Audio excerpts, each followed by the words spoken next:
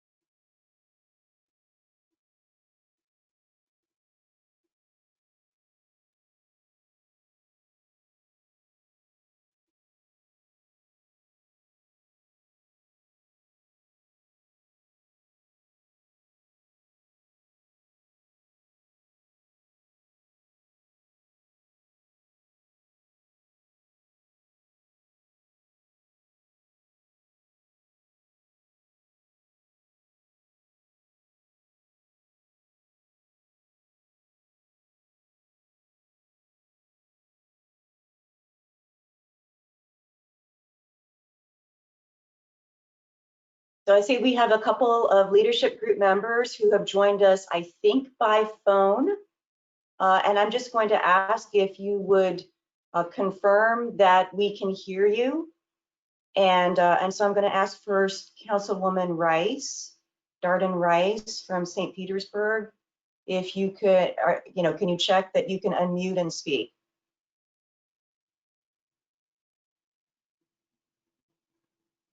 We see you as self-muted.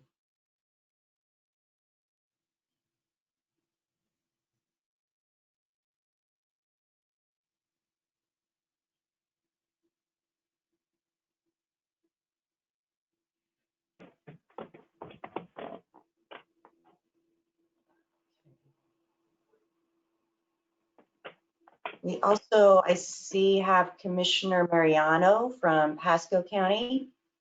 Can you hear me now? Is that Councilwoman Rice? Yes, can you hear me now? Yes, wonderful, thank you.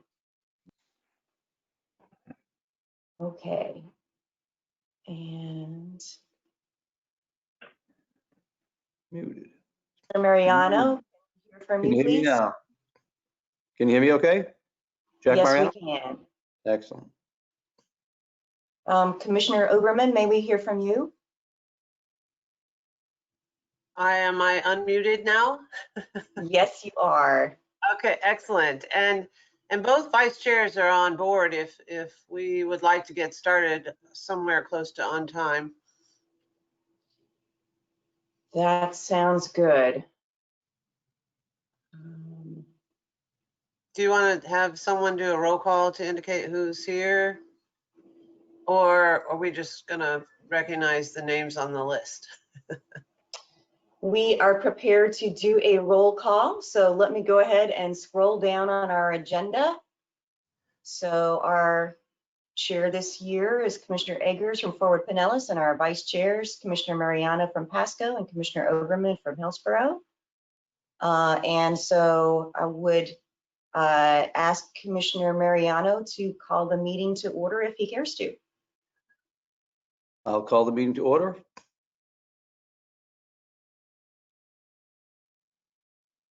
All right.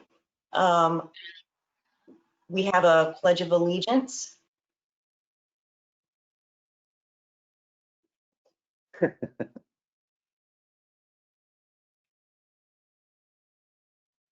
Right? Pledge allegiance to the flag of the United States of America and to the republic for which it stands, one nation, under God, indivisible, with liberty and justice for all.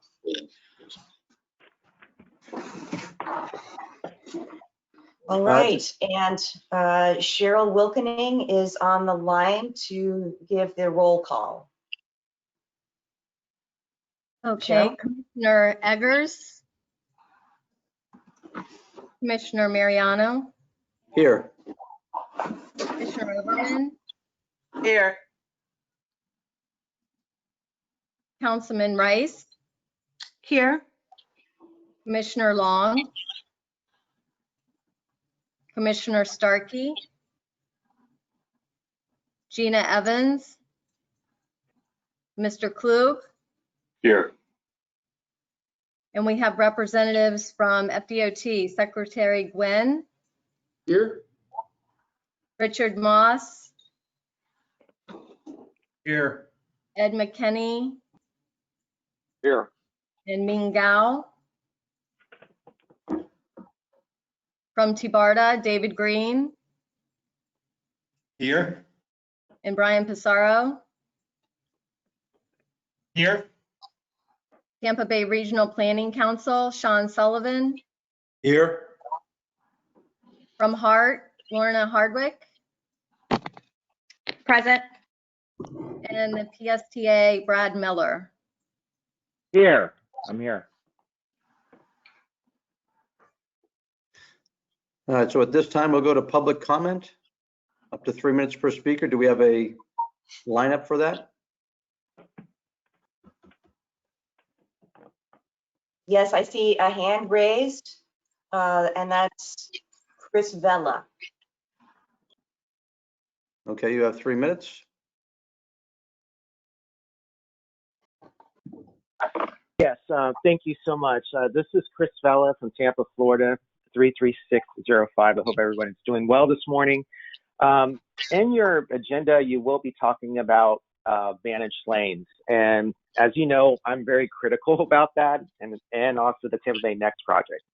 I read FDOT's report, and it just doesn't seem to make sense because I see a bullet point here that says decreases air pollution. FDOT's report to Hillsborough County on this said that actually we're going to see an uptick on arterial roads. So these are roads that you would just bypass the interstate system.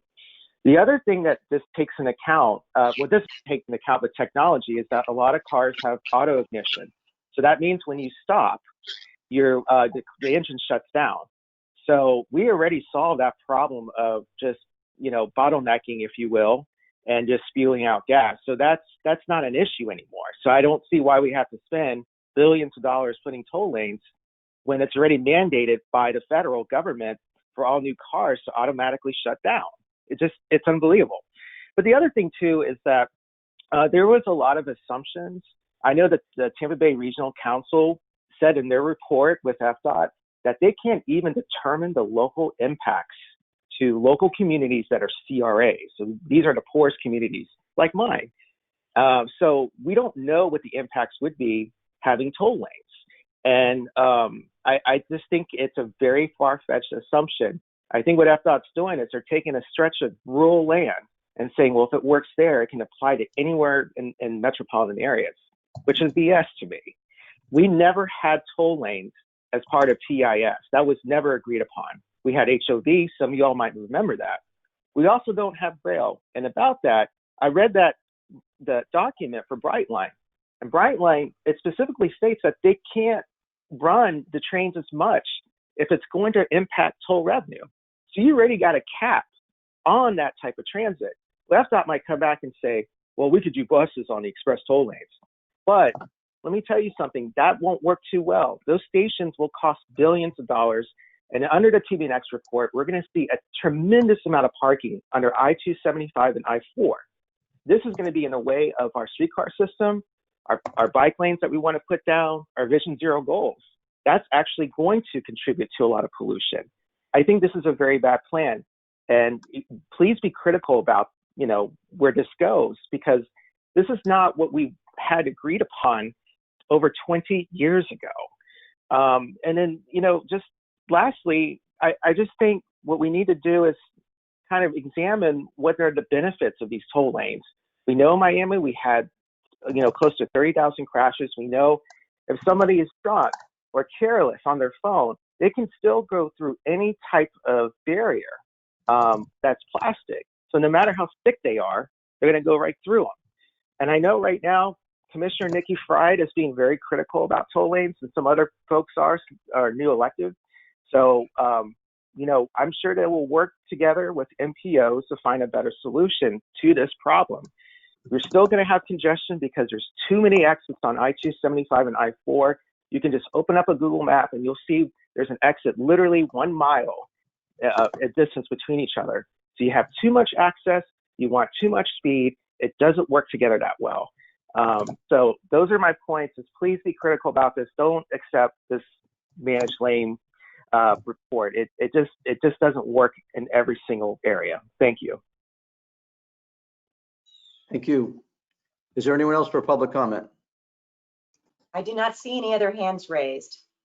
Okay. So on the July 10th meeting summary, we have any comments, corrections? Don't see any. Do we have any, do we need to make a motion to approve? So this morning, since we are in a workshop format, Okay. we are not asking for votes on anything. We are just asking for feedback from individual members. So if any members have any comments or corrections, we'd be pleased to receive those. Okay. Hearing none, we'll move on to number 2, which is major project priorities. Chelsea Favreau.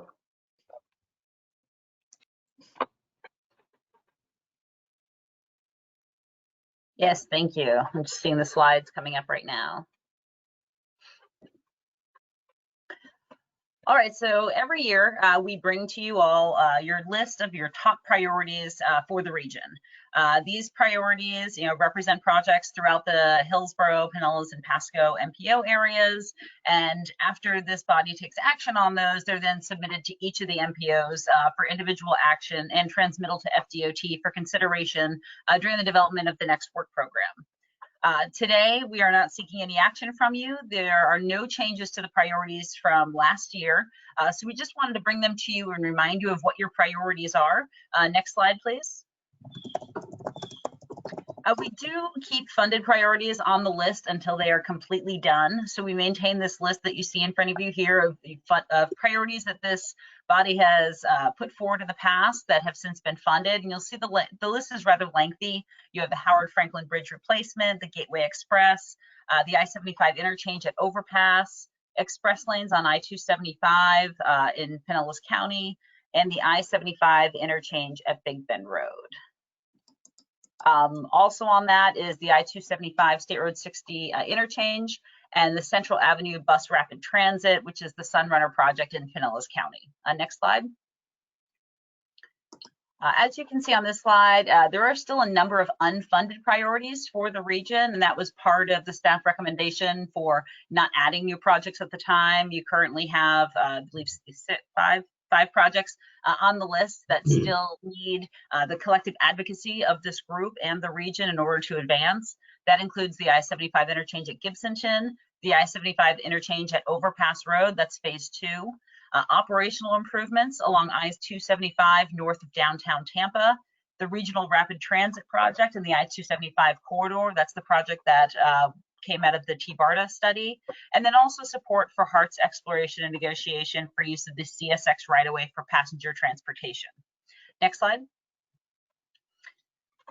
So for today, again, we're not seeking any action. We just wanted to bring these to you for your review, and we'd like to accept any individual comments that you have.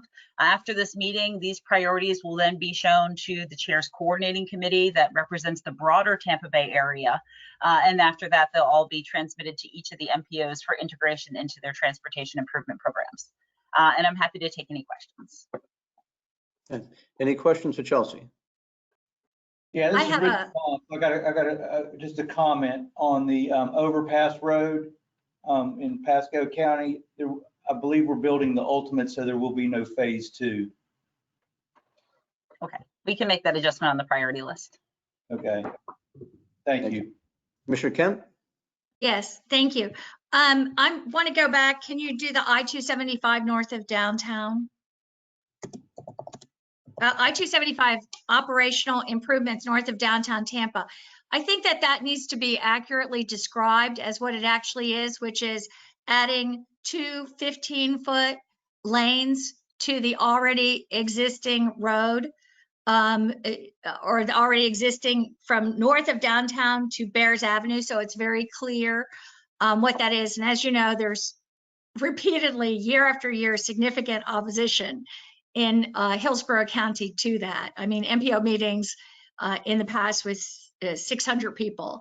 And I think that that, you know, is still, you know, there's still significant opposition as well to the regional rapid transit in the I-275 corridor. I know it's changed somewhat, I guess, from the regional parking garage plan to not having parking garages, but I think Mr. Vela was just, you know, talking about some of the other ways that we're encouraging parking and continued car operations. And I'd like to just be clear that there are already 2 lanes that are unused that have been added in between north of I-270 or north of downtown Tampa in that area that could be activated, as well as other lanes that are already being added that are not part of this, if I'm understanding it correctly. And then I think in Hillsborough County, I think we'll continue to be making a strong push on for the county as well as Hart to look about the opportunities for CSX. So I'm just pointing that all out, but I don't know. I think we should be changing the language descriptions up here so it's clear what this is. Secretary Gwynn. Yeah, sorry, I couldn't find the little hand symbol on my dashboard, so I just raised my hand. Yeah, one thing just to add on to that. So there's multiple elements of that description of the project. So that's I think that's fair to describe it. The one thing I would note is that one portion of this project is currently funded to start this fiscal year, and that is essentially to provide a lane from just north of I-4 up to just north of Hillsborough. And the primary purpose of that project is to allow for us to eliminate that situation you run into now, where if you're coming southbound on 275, you can't get in the right lane to get to I-4 until after you get south of MLK. So this would take that lane, instead of starting south of MLK, all the way past Hillsborough. So you can sign it and say, get in this lane if you want to go to I-4 way back there, and hopefully get rid of some of that merge. And then in the reverse direction, it would take that same lane. So if you're coming from I-4 to go northbound on 275 now, if you don't make a quick merge to the left, you have to get off at MLK. This would take that lane all the way up past Hillsborough, so you wouldn't have that real quick merge, and that's where a lot of our crashes are occurring. So it doesn't go anywhere other than north of Hillsborough at this point, but that'll be in this year's program. Well, I think if perhaps we could split out those descriptions, because there is different sentiments about those 2 things, and describing them just as operational improvements, I think doesn't, you know, doesn't give a sense of what exactly is going on. And it is 2 different projects. And so I think that that would be what needs to be done as we move forward. I think the verbiage is pretty good. Commissioner Kemp, exactly what would you want to see in there? We got to keep it to like just a quick line. What would you? Well, what would you we can make it 2 lines, I think. I think Secretary Gwynn said there's one that has adding lanes from the interchange north to Hillsborough Avenue. I mean, I think that's a fair way to describe that. And then there's a second that says adding 15-foot lanes, the length of the whole. And Secretary Gwynn, please feel free to, you know, correct me or state it more clearly. But there's a second project that is 2 15-foot lanes running from downtown or wherever it would run from downtown, the interchange to Bears Avenue, a much longer, bigger, different project. I think if you were just to break it as from I-4 to Hillsborough and then from Hillsborough to Bears, that would be two separate projects. One's in the work program and one is not in the work program. Okay, thank you. All right, so we'll wait to see that come back then. Any other comments? All right. I have actually just a comment and a question. I like the lists. I do like the clarification between the two projects because they are supported at different levels in the community and they serve different purposes.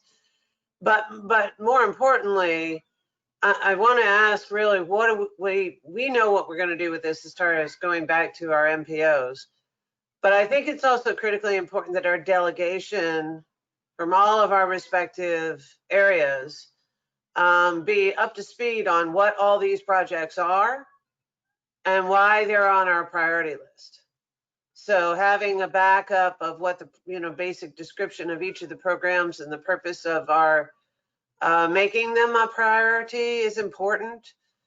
But we had previously talked about having delegation meetings to bring our respective delegation state representatives up to speed as they go into committee. I think, when they return before they go up for session might be a real opportunity to make sure they're well armed with understanding why these have become Tampa Bay Region's priorities.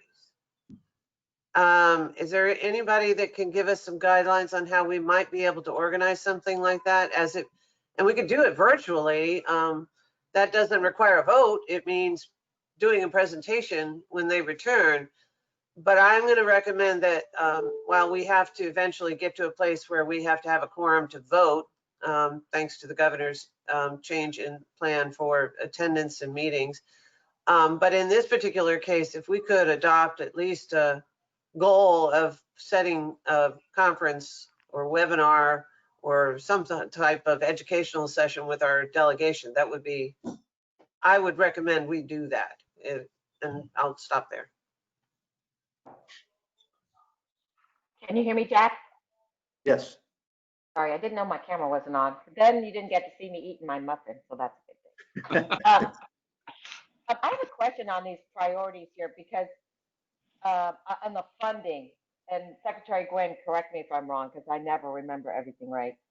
The I-75 interchange at Overpass is being paid for by our Pasco County citizens.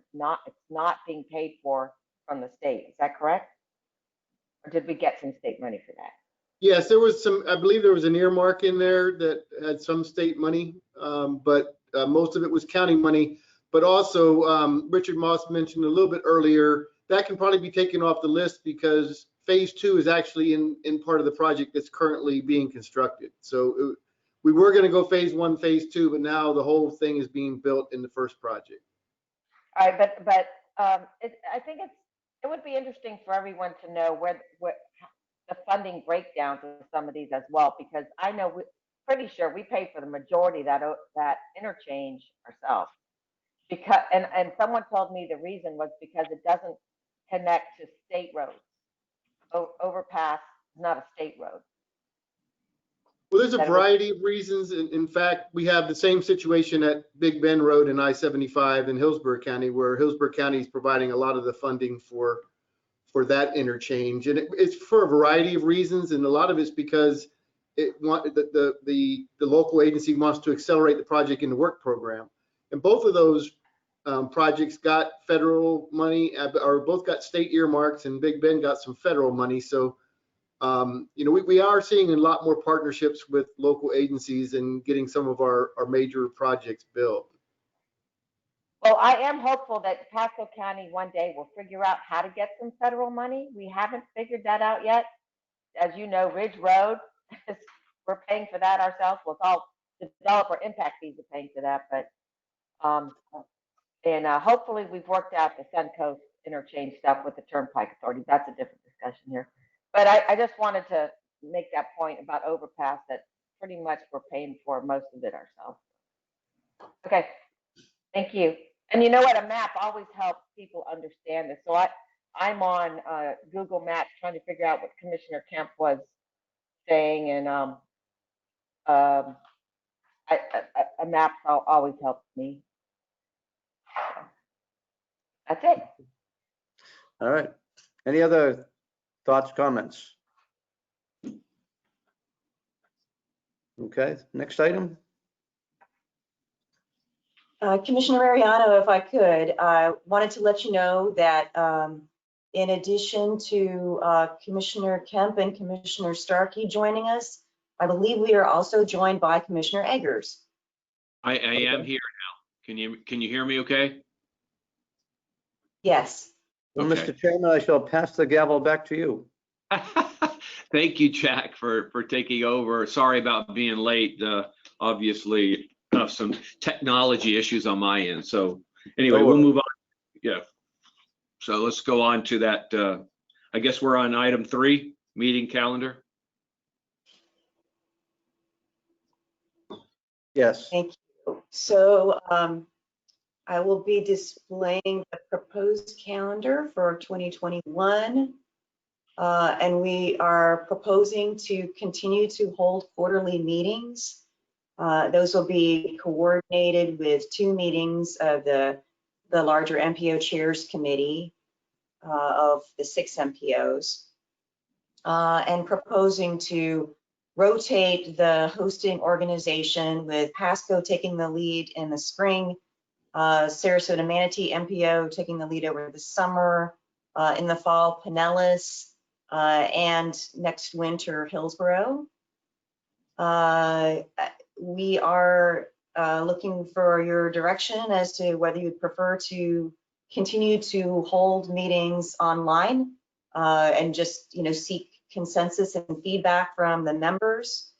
We can also make that determination later if you'd like to wait and see how the situation evolves.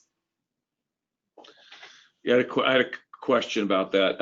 And perhaps you talked about it. What is enabling us to meet today virtually only? Assuming because we're not voting on anything.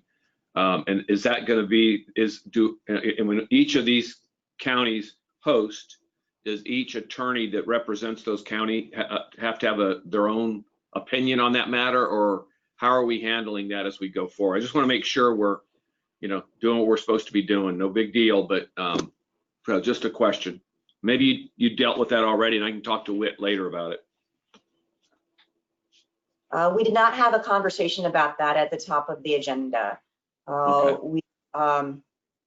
I can share that our staff support for the TMA and the CCC is provided by each MPO.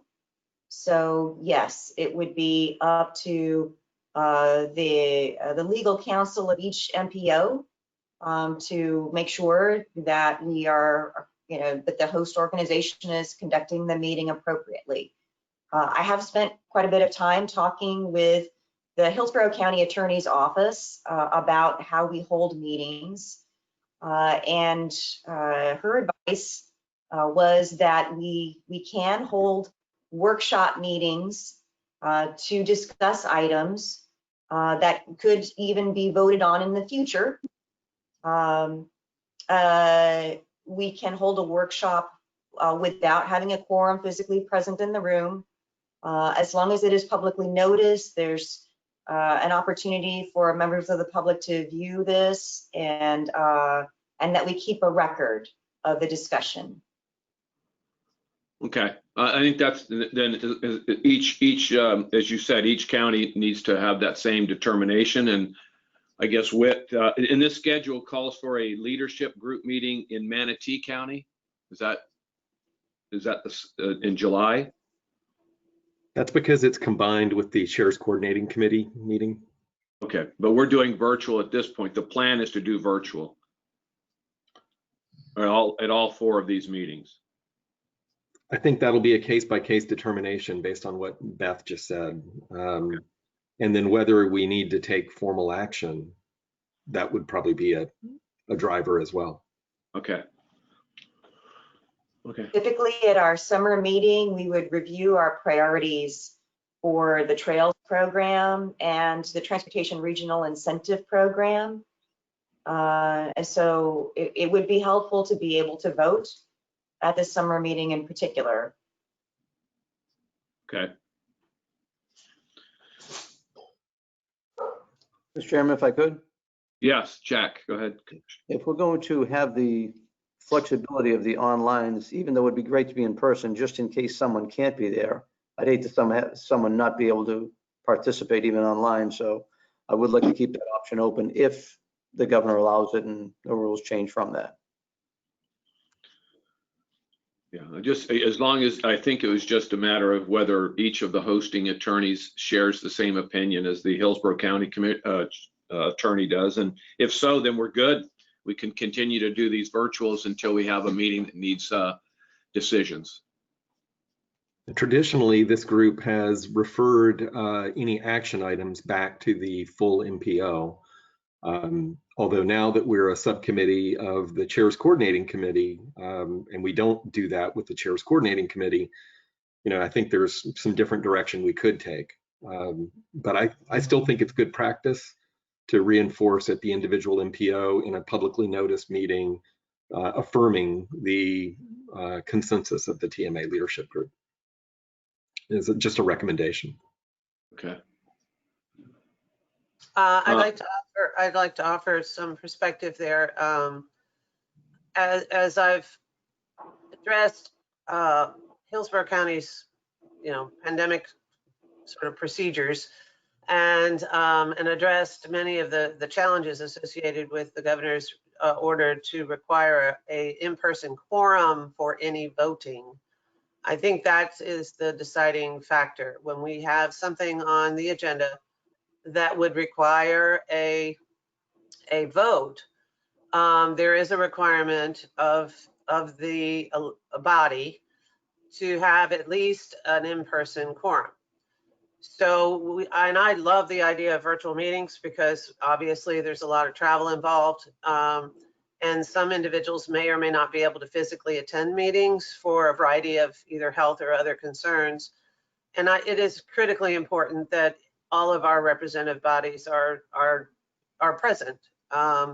So I would recommend that we continue to do hybrid meetings where possible, and where the agenda formulation by each of the different meetings query the members to see if it is in need of a vote, that we determine what a quorum would be, and query the members to see if they're able to attend physically that location in order to facilitate keeping our agenda moving forward. I think that's very important. Unfortunately, we're dealing with a pandemic, so we do have to be cautious and make sure that people are able to not only participate, but also stay safe. And I think it's the quorum issue, the in-person quorum issue as mandated by the governor is the issue that each of the different MPOs will need to address, and will need to address in the meetings that are scheduled for 2021. And I'll stop there. I think it's a great point, and that's all I was really bringing up. You said it so well that each MPO will make its own determination as we move forward. I think your interpretation makes sense to me, and again, as long as the attorneys that are hosting feel that way, then we're good to go on the meeting. Beth, are we looking at that March 12th meeting? That'd be the first meeting of the year when we vote on the new officers and the chair and all that. Is that the meeting that we do that? Typically, yes. And does that need to be in person? If we are elected officers, yes. Okay. Yes, so that one, I think, and assume that that's the interest in the group is we said we do this annually, so that we would change at that meeting. So that meeting would probably have to be in person in Pasco. But unless the board feels differently about it, but was my understanding. I can tell you that our attorney would feel communicate with you all as we're coming up towards that meeting, when we have a better understanding of where we are in our public health situation. I think if you all wanted to postpone your election of officers to the summer meeting, I think that would be up to you if you wish to do that. And Okay. Chair, I would like to offer that we could still do a hybrid meeting of a quorum present at the Pasco County location and the rest of the members available via online and still be able to elect officers. So I just wanted to offer that as an alternative to consider. I think we would just have to be very careful about getting confirmation about who would physically be there and make sure that they really are. And that, just as long as you understand that. I have a question for the group. We talked earlier about maybe hosting some kind of virtual symposium, maybe for the legislative delegation. Is that something that you would like to add to this schedule? March 12th might not be a good time to try and do that. No. So we would be maybe looking at January or February potentially.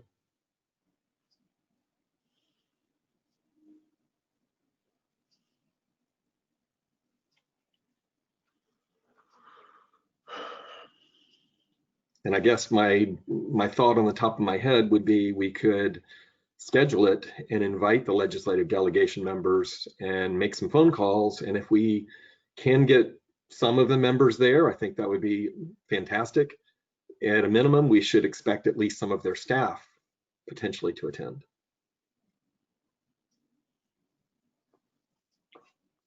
Thank you, Whit. I appreciate that. That's kind of what I was thinking. If we do it as a online meeting, they can attend whenever, from wherever they are, and also invite their staff in the event that there's a conflict with their schedule. But the earlier the better, so that we avoid earmarks that are in conflict with the region's priorities as it pertains to transportation. Is kind of why I was recommending that we do that. So I'll stop there. Might be a good opportunity to talk about the dangers of earmarks too.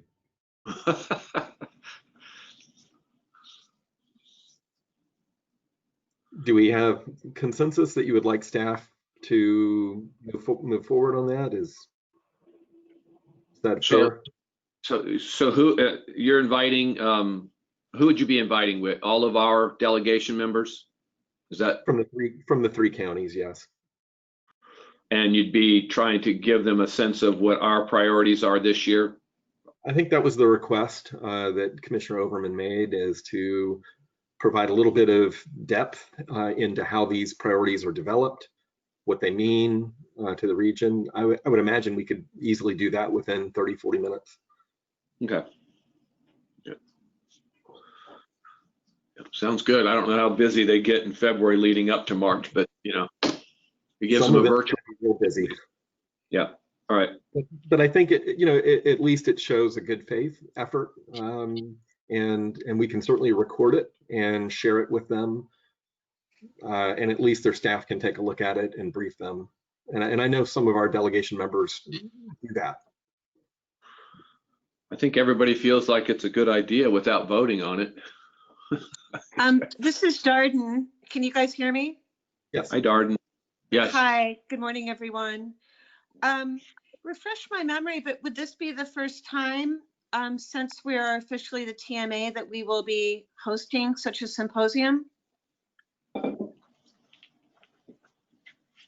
Under our new leadership model?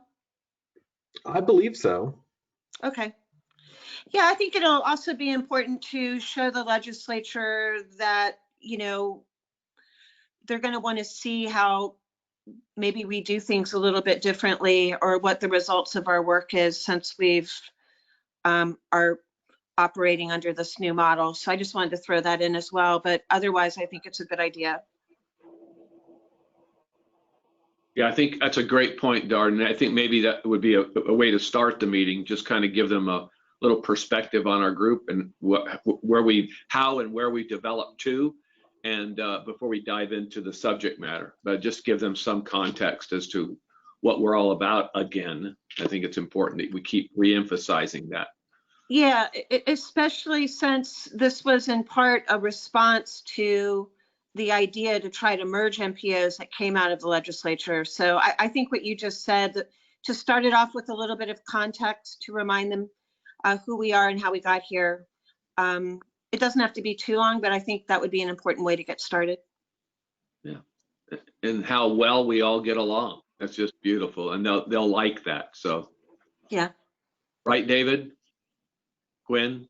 Yes, sir. Okay, so I think we're seeing nodding heads. It's a good idea to try to pull that together for February. Anything else on? Yeah, anything else on schedule? Oh, sorry, Commissioner. Go ahead. I was going to recommend between the January and the February staff meetings. You had on the previous calendar, the monthly meetings with the MPO staffs. If we could schedule it between those, we could, like after January, I guess that's 15th, and before February 12th, it would give staff time to not only prepare for it, but also a way of summarizing comments and concerns that are represented before we get together in March, is all I was going to suggest. We can look at some available dates and times and see what works, but thank you for that direction. You're only going to be coordinating, 20 people plus, so it shouldn't be a challenge all with. Well, but I think it's a good idea. I don't think we're going to be able to confirm attendance. I think what we can do is schedule it and invite them, and maybe see how many of them might RSVP. Sounds good. Sounds good. Any other comments on the schedule? Okay, so each of our meetings, we'll just play it meeting to meeting, and depending on what's going on at the time, or if we need some votes or whatever. So I guess I get back to the question that Beth asked the members. Do we go ahead and plan an in-person meeting in March so that we can vote on our new officers for the coming year, or are you all comfortable waiting until maybe later in the year? That's the only thing I think that's driving an in-person meeting, unless something else comes up for March. It's really up to the board. I'm good with whatever you all want to do. We have to kind of make that decision. Well, I think what I heard is that we were going to try for a physical quorum at the March meeting, and also allow people to participate virtually if we have a physical quorum present. Is that my understanding? And allowing people to participate means allowing people to vote remotely if we have the quorum, physical quorum, and they can be remote and participate for whatever reason, or is it just health related reasons? Well, Commissioner, I think you are following the advice of the Pinellas County Attorney on that, which is very conservative in how we operate. And I think what we would say at a staff level is we'll put our heads together with our respective attorneys and come back with a game plan that we're comfortable with. Sounds good. Sounds good. I don't want an attorney on the fly. I'm not one. Okay. All right. I guess that's it. We'll move on. We've got only about 45 minutes here, so let's move on to unless anybody has any final comments, we'll move on to our draft position statement on the funding. Beth? Thank you so much. And so this, of course, is a follow-up on our discussion at our September meeting. You approved, I think, most of the language for our transit funding position statement. This is the statement that focuses on the issues with state budget earmarks in particular, and the challenges that we have with transit funding in the region with the limited available funding when there are earmarks. We're sort of robbing Peter to pay Paul. You all asked for a couple of things I think that we wanted to bring back to you. One is to more clearly state some talking points about what the problem is and what the importance of transit to the region is. And so we've basically broken this down into 2 pages. So the first page, and they could stand alone, like you could provide just the first page or the first page and the second page. So the first page just focuses on the problem that we're facing. Why is that a problem? And so it gets into some more specifics that we've coordinated on with TBARDA and describing also the importance of transit to our area and our area's economy. The second page then goes into some ideas about how to address the transit funding situation that we have with suggestions about TBARDA funding potentially coming from state general budget rather than from the Transportation Trust Fund.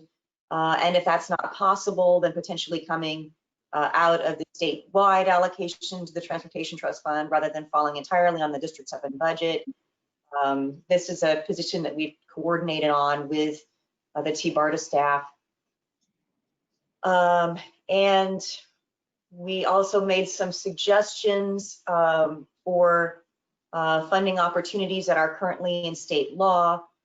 So allowing BRT as a technology to be funded in the same way that intercity rail is funded. So the suggestion here is to change the term intercity rail to fixed guideway transit and define fixed guideway as being at least 50% in dedicated right-of-way. And then making the point that it's important for local communities to be able to invest in their own futures. Also, and this might be a long shot, ask for state support for surcharges on activities that would benefit from expanded transit. So this is something that has been tried in the past. You know, there was support for this for TBARDA in particular, but then it was vetoed by the governor. So this page 2 is really, it's a lot of different ideas for our conversations with legislators who are interested in trying to move the needle on transit funding, give them some ideas of things that they could try to advance. But at a very minimum, we'd like to communicate page 1, which is, you know, please don't do any harm. You know, there are issues with state budget earmarks. And the last thing that I wanted to mention was that, of course, you all had asked for this to be more of a graphically formatted document, and so we endeavored to do that as well. Beth, if I can just chime in before we take comments from the members. Our board took up this position statement at our meeting last week, and the legislative committee recommended it and the full board endorsed it. We had one minor change, which was on the 4th point, where you have the indexing of local option or gas taxes combined with consider the expansion of the Charter County and regional surtax to municipalities, and our board recommended separating those 2 items because recognize that maybe the local option fuel tax index is a fairness issue. It's already indexed, my understanding, at the state level, and that's not a new tax necessarily. Recognizing the heavier lift of giving cities the authority that counties currently have, they just felt it might be better to separate those 2. Sure. But there was unanimous support otherwise.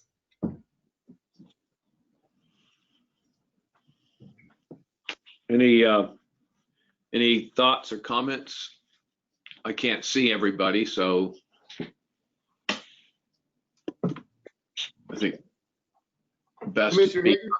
Yes, David. Hey, this is David Gwynn. I wanted to maybe just give a little more information on a few of the items, and I know Ming's on the line and he may add or change some of this, but just a few things. Obviously, we support trying to limit earmarks. Earmarks do basically not create new money. They basically just take budget away from our existing budget. And even if it's vetoed, our budget goes away. And so it's usually not a good thing. And we try to work it out other ways. As far as the strategic intermodal system dollars, I just want to throw a few caveats out there to keep in mind. As you probably know, the strategic intermodal system money is the biggest pot of our money that's used for things like capacity. And they apply not just to roads, but they apply to ports, airports, transit, other types of modes.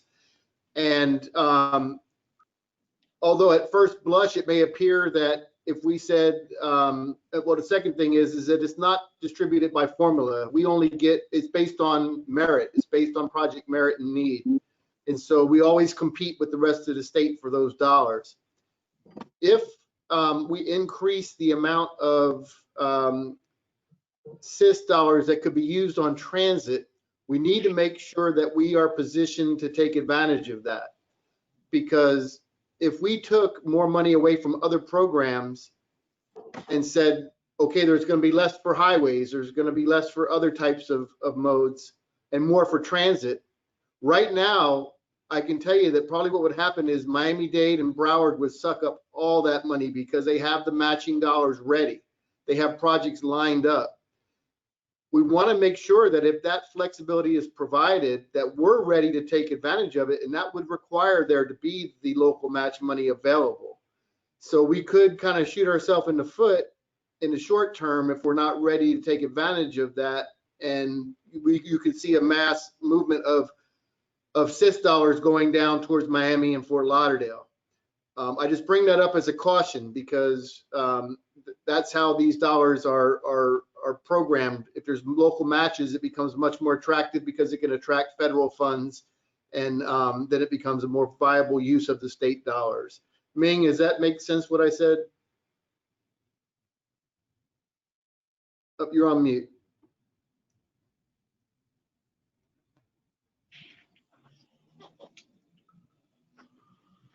Give me a thumbs up if I said it all right. All right. Guess his mic isn't working. The other thing I would say in there is that I can tell you that the dialogue that's been being had in Tampa, Ming, myself, others have really been taking that to Tallahassee and talking to our central office and telling them that, hey, we want to be in the ball game like Orlando has been, Miami has been, Fort Lauderdale has been, and it's really starting to get traction. And although we can't announce any specifics yet, I think very soon you'll hear that we're going to be able to provide a state transit dollars in a magnitude much bigger than any that we've ever had in Tampa Bay before on a project. And I would just say, if we keep that dialogue up, that we do want to bring transit to the Tampa Bay region, we'll get that traction. And we're starting to see that. So, but I do caution us, before we get the SIS dollars set up for that purpose, we need to be ready to be competitive for it, because it's not going to be given to us based on population or anything like that. It's based on merit, and the local match to get the federal funding is a huge part of that. Question? Yeah, please. Do we have to have a funding mechanism in place, or do we have to have the matching dollars in the bank, or is it, one or both? And this is where I really wish Ming's microphone was working, but and again, I'll try to go ahead and say the dollars don't necessarily have to be in the bank. There has to be a commitment and something that you can convince that it's a real commitment. For instance, if you look at Sunrail as an example, some of the things that really made the commitment on Sunrail that made it attractive for the state and federal matches was that they had interlocal agreements between the various entities that would end up funding that project. And they made a commitment, not necessarily money in the bank, but a commitment to provide that 25% match on the project cost. And then they also made a commitment to operate and maintain. And I'm sure, Ming, there has to be a financial plan of some type shown, so it's just not your word. They want to see But how you score in the federal process is going to also depend on how compelling your story is.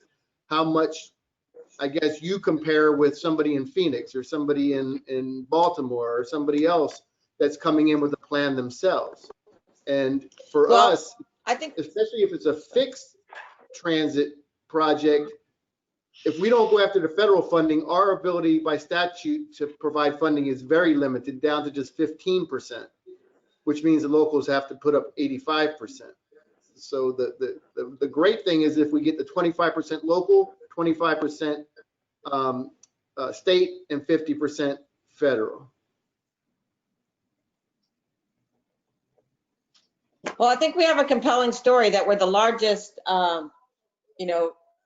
area without any kind of transit. So that's got to be compelling, but then we're not very compelling that we're not 100% on board of what we should do.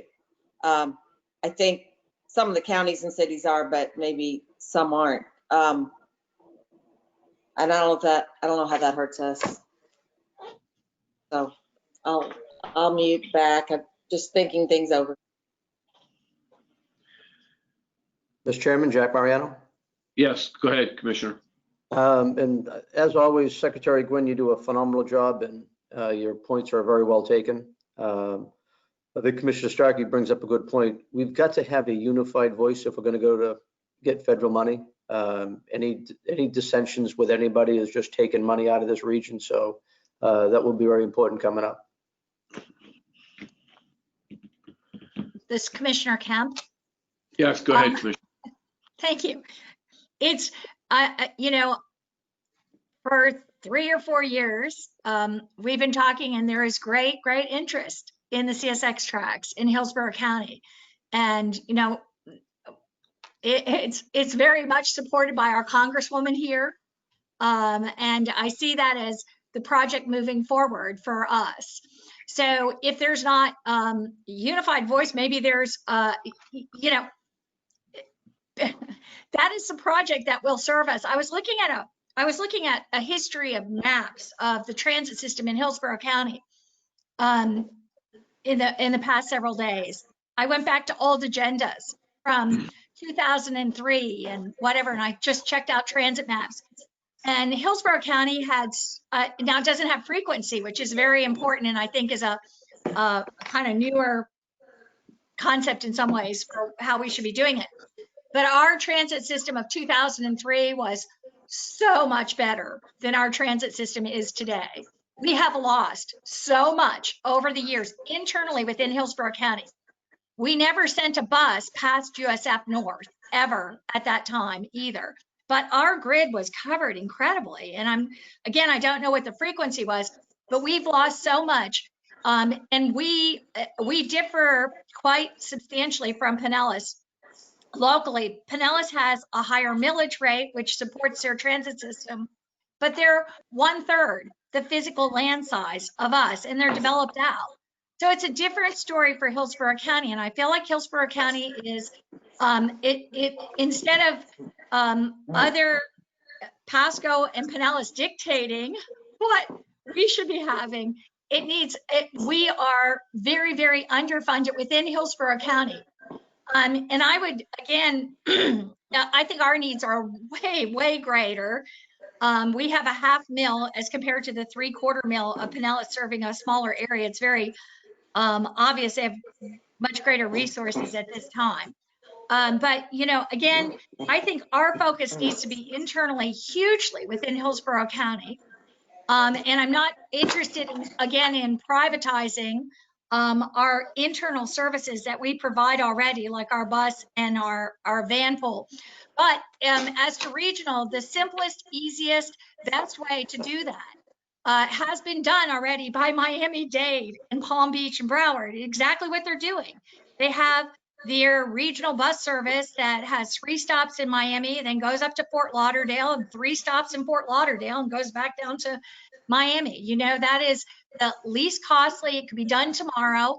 And why we aren't just like focused on that, and then that has the toll road funding, but state funding, whatever, for that service, inter-county service.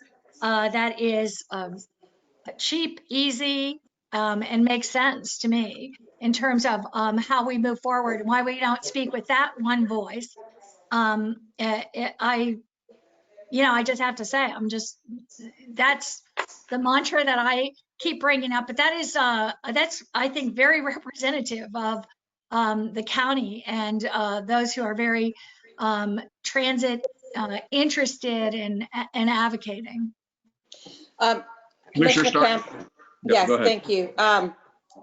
Appreciate everything that you're saying, but most of the time when I hear you speak, it's about the challenges and issues within Hillsborough County. And this is a regional board that we're on, not our local MPO. So, we deal with things in our county about transportation that are just in Pasco at our MPO. But when I'm on TMA or TBARTA, I'm thinking with my regional hat. And I ride trains everywhere I go. I will ride the metros. I love all that. But my recollection when we looked at the CSX rail, which goes right through Pasco County up to Hernando, is that the costs were prohibitive at this time. That would be way too expensive, that those tickets would be so high that we wouldn't have users writing it. So while I think one day, hopefully CSX will be more reasonable and will come to the table, I think we've all moved on from the thought that that was a reality right now. Now, maybe you can do something separately within Hillsborough County, but that does not solve a regional transportation issue. And when you have the airport in Hillsborough and you have the port and you have, your downtown business area where people from Pinellas and Pasco are traveling to go to work, to use the airport, to get to a baseball game, a football game, we're looking at regional solutions, not trying to solve the interior solutions in Hillsborough. And that's my focus, is spending my time here, is a regional solution. And I think the funding for what we're talking about with the bus is doable. It's a first step. I'm from Miami. I don't go down there as much anymore because my mom has moved in with me, but I see that bus going down US 1 on its own lanes on the right-hand side, and above it is the metro, which I've ridden many times, and I've ridden the train in Miami. So I'm very familiar with Miami's transportation, and they're so far ahead of us, and we're just trying to take our freaking first step, and that's where I'm coming from. So If I could just respond, one of the things that's been said is the CSX wasn't regional. Actually, I don't think we even got into the costs or anything, which I thought was, the only regional solution that anyone had was roads. And yet the little connector between St. Pete and St. Pete Beach is called regional. We don't really have a definition of regional, and it's just used, to me, however anybody wants to use it. But I think a great first step for us would be, if we're going to support express buses, I think that what they're doing makes sense, and it makes sense across the nation. What they're doing in with the Miami system. they have their own lane. They have their own lane. We don't need our own lane if we have the express lanes. They have the express lane, right? Congested traffic as a car. There's no on US 1, but you're not talking about the express buses that go on 95 that are the. No, I'm talking about the ones going down US 1. Right. That take you to a train or to the metro. But there will be no incentive for Pasco County residents to get on a bus and get in the traffic gridlock. Well, why would they do that? Again, you're kind of mixing the local with the regional. I'm talking regional here. So yeah. What do you? And to me, regional is multi-county. Okay, so regional is multi-county. So I mean, I wish we had that standard because we don't, but I think as well, strengthening local systems is really important, which is almost what you're kind of addressing. And I support all that. I was very supportive of the BRT from downtown St. Pete to the beaches because I think that makes sense and it's a good project and moves people in a way that benefits. I see that as being a benefit to the entire region, even though it's a very local route. And so when you're talking about Route 1 in Miami, it sounds like you're talking about a local bus route, basically. And the large regional bus routes that we're talking about are not the are the interstate ones. That's a lot of the projects that the toll roads support there, and they're doing that. The buses on the express lanes, which is what I was referring to. Yes, I've used the bus lanes on 95. I mean, the express lanes on 95 before. That's the first place I experienced them. So anyway, if we've never defined what regional is, I think that's a very good point, and we should have a definition of what regional means. Great point. I also think a definition of mass transit would be good because I don't think we have a definition of mass transit. And I think that's the reason T-BARDA is like talking about air taxis. That's not mass transit in my mind. So I think regional would be good. And if a definition is crossing county lines, that's okay with me. I'm just saying in Hillsborough County, and that's, that I will be really focused on Hillsborough County because we are in itself a region, equal in size to the state of Rhode Island, but also having more people than 10 different states and having the most paltry, underfunded, non-existent transit system in the nation by a long shot. And so there has to be a focus for us on that. And we have to be thinking about that. And that is that it's internally so sad, but so large a region to serve and difficult in the area. But I think two different things would be, a definition of what constitutes region and what also constitutes mass transit. Because to me, vehicles or modes that only carry a few people don't fit the definition and shouldn't be what we're focused on. And I think we need to be sure and let our legislative delegation know that Hillsborough's thought of regional is just within Hillsborough and not the region. Well, that's not what I said. I said regional could be defined as cross-county, but I am very focused, as I said, on the transit that's system. That's great, on your MPO, but that should not be your focus on the TMA. That's my point. And I don't know how you can argue that when the TMA is about moving people around a 3-county area. That's different than moving people within a county. It is, and that's why we have multiple commissioners sitting on this board, is to figure out the solution to go from one county to another. And it's not how to move people around within Hillsborough County. I mean, I'm not going to put any more time in here if what we're talking about is moving people around in Hillsborough County. Well, I don't know why anyone else would.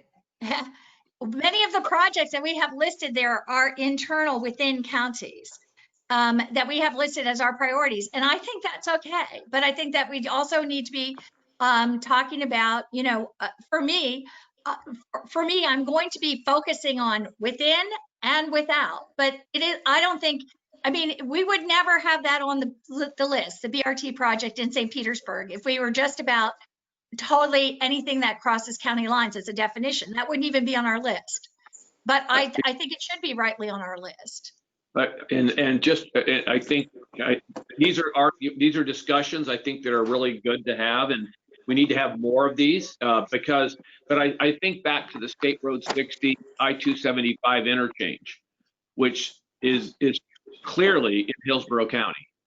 But clearly benefits all of us. It benefits Pasco County, benefits Pinellas County, obviously benefits Hillsborough County, all of us moving around. So to the extent that in the element of the 41-mile thing was that there are elements within that distance that are just going to service Hillsborough or just going to service Pinellas or just going to service Pasco or something. But I think there are elements that will just be beneficial mostly to that, but it also benefits the region in some regard. So we can spend time defining that. I think that's something that we probably should have already been comfortable with, because I mean, I certainly have been under the impression that we're talking about things that affect each of us as a group, even though it might fall within just one county. And that's how we got the project. We all got on board with that project at State Road 60 and I-275.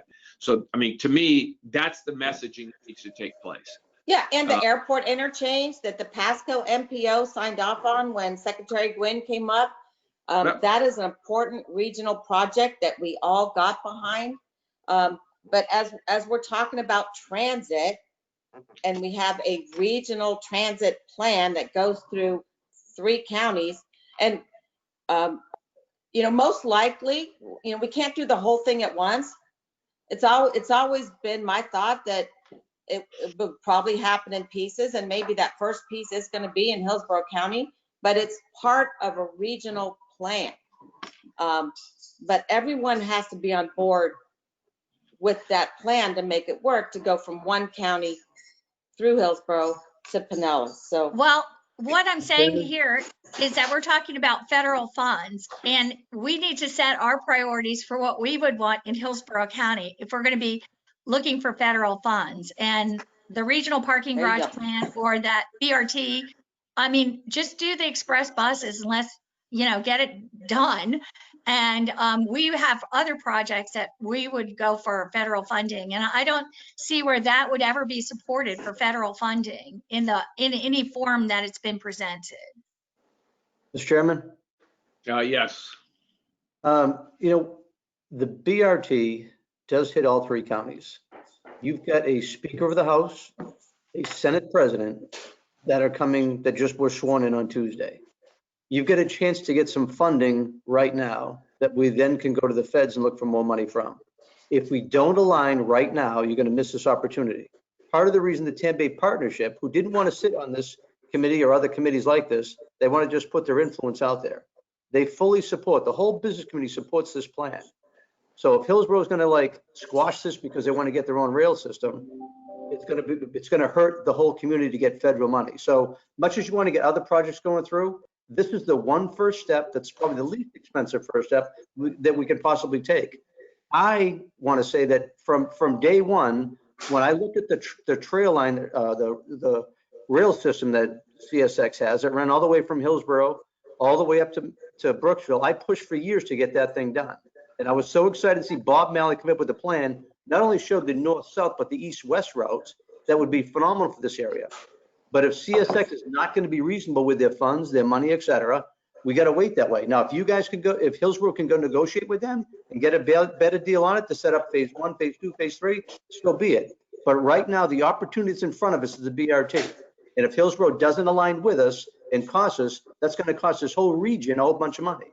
As Secretary Gwynn said earlier, he doesn't like the earmark, so it just moves money around that takes away. Well, this federal money is a whole pot of money. It's going to be just missed opportunity if we don't align together to get this right now. One thing, Commissioner Eggers, I could just add, Ming, although he couldn't talk, he did add a comment into the chat box. And basically what he wanted to say was in bullet number 2, it talks about both reducing the amount of money in assist and then also making transit eligible. That might be counterproductive. It may be better if you want to add transit into it, not to reduce the total pot. So maybe it's more allow within the existing framework for transit to be able to provide, be able to get more of that funding. The only other thing I'd like to add, and I know this is a passionate debate. Secretary. Yeah, just one second. Yeah, I heard that point. I make sure Whit and Beth, do you understand what was just said? I just want to make sure as we move forward here that, because I think that was a great point. I just want to make sure that thought, before you move on to your next thought, David, are you good with that? You're muted, Whit. Always something.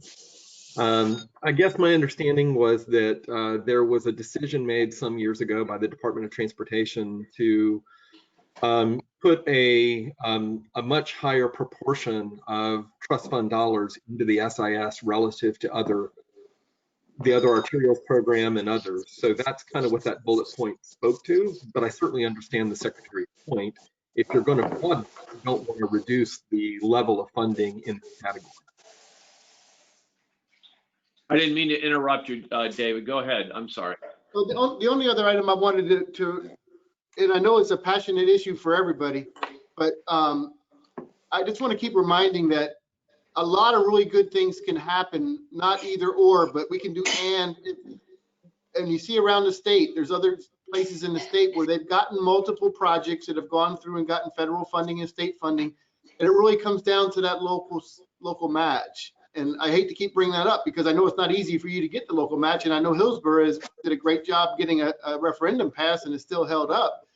But that really is the key that unlocks all the rest of it, because we can't provide really the money until there's something to match. And then that's really what makes it attractive for the big federal money. So, but it's no reason to say we couldn't do both a regional rapid transit and a commuter rail. I mean, if there's local support and local money, and, you know, I just don't want us to think that everything is in competition with one another. Secretary Gwynn, I think both your points are really good about the transit, but also about that. But to some extent, there are federal dollars in competition with one another when you do that. So I very much support. I would just like this group, if they want to get behind something, I think it's really good to do the model of express bus that they have in Miami, in Palm Beach, in Broward counties. You know, as that would be the model in my mind that we would use. And it's like probably 1/20th, but it's operational costs. It's not capital costs. It's, you know, that are put into that. So, and they also just have that provided to the local agencies that are already there.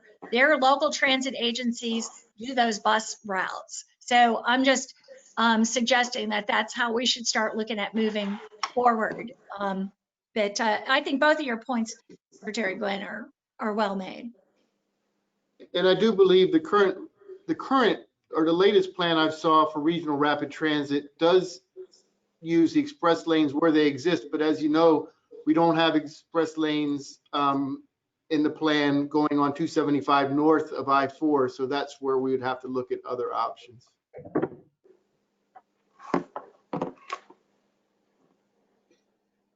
Okay, Whit and Beth, where are we as far as putting something together? It sounds like we still have some issues here.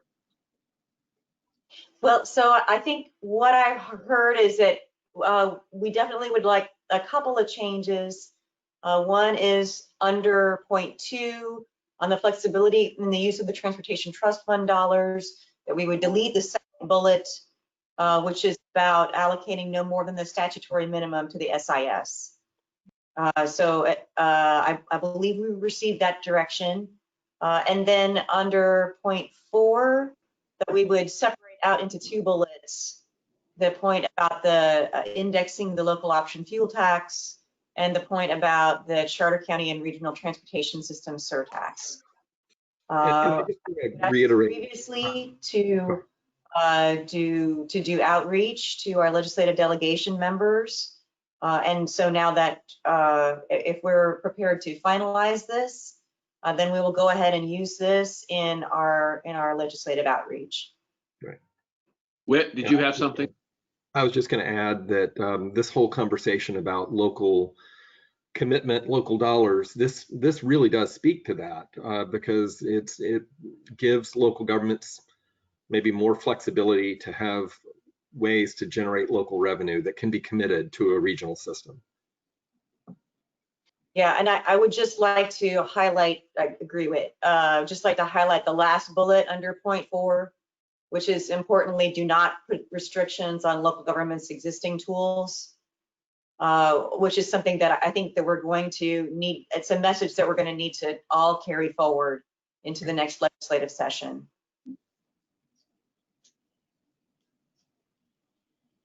To Secretary Gwynn's point that we need local dollars in order to match federal and state grants.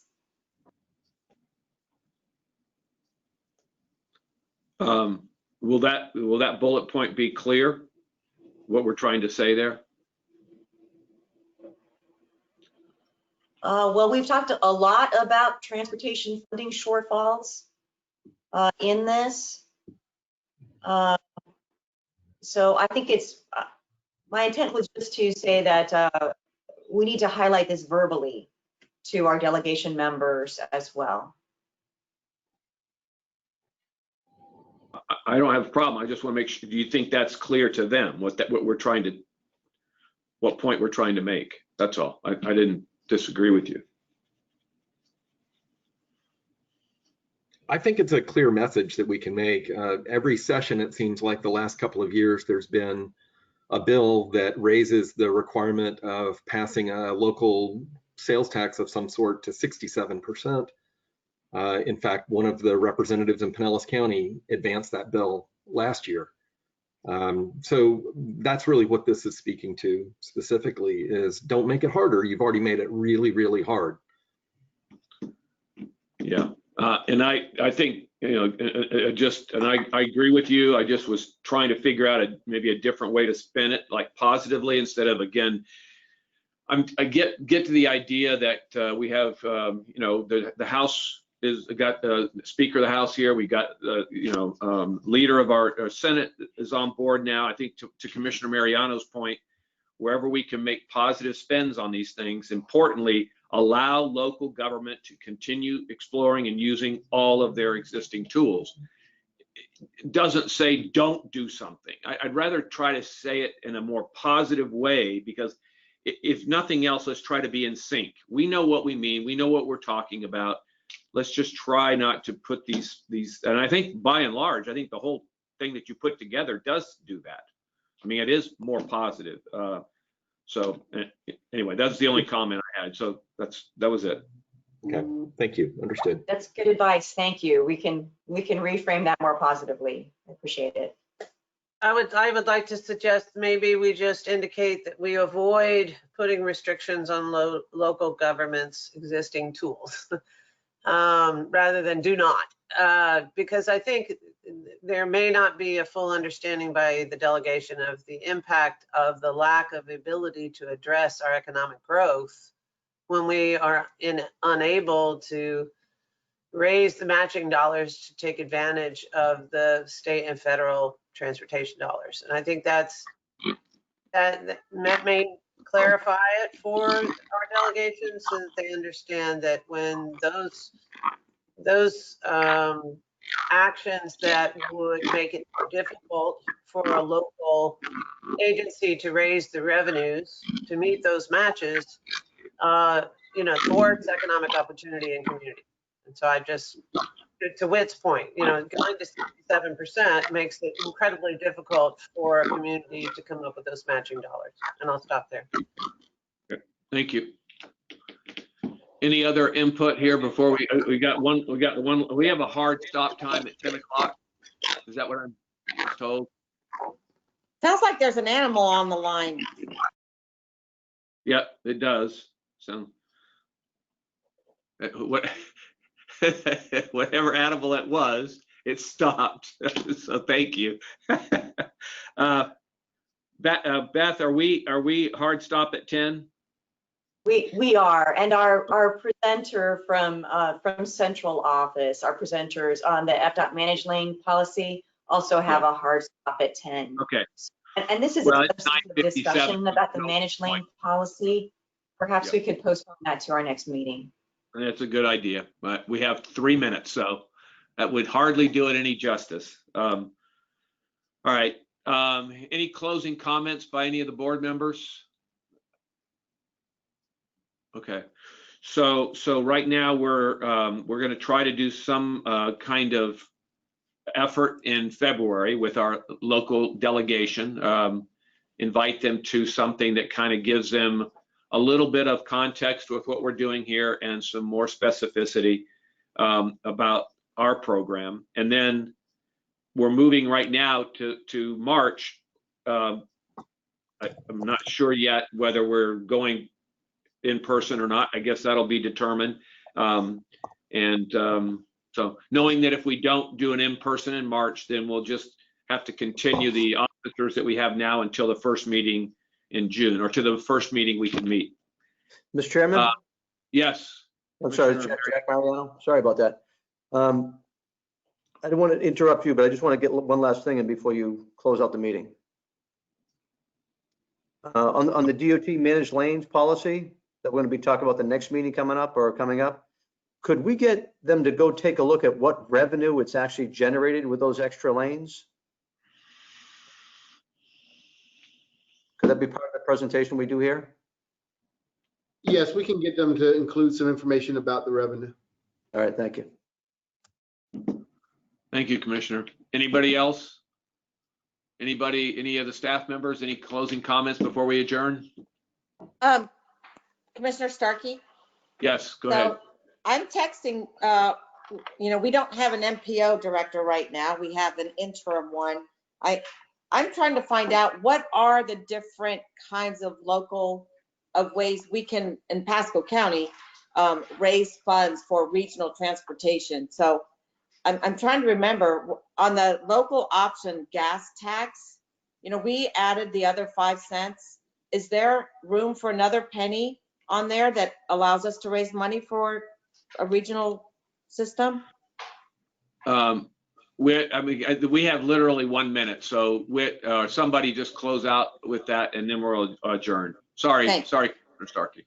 Yeah. I don't believe so on the gas tax. There is a constitutional gas tax, 1 cent.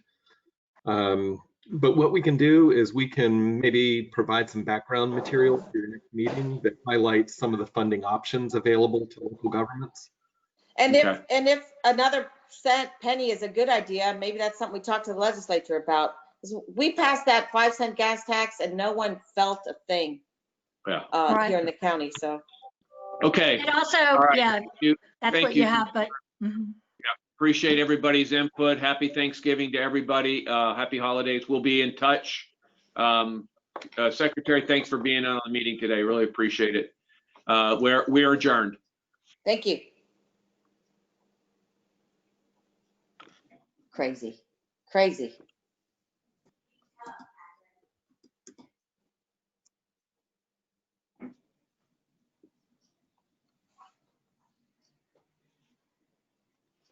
So we will be calling the MPO Chairs Coordinating Committee meeting to order shortly. I think we are looking for Tampa Councilman Maniscalco, who will be our chair today. Just looking for him in the list. Councilman Maniscalco, if you are on the line, if you could unmute yourself.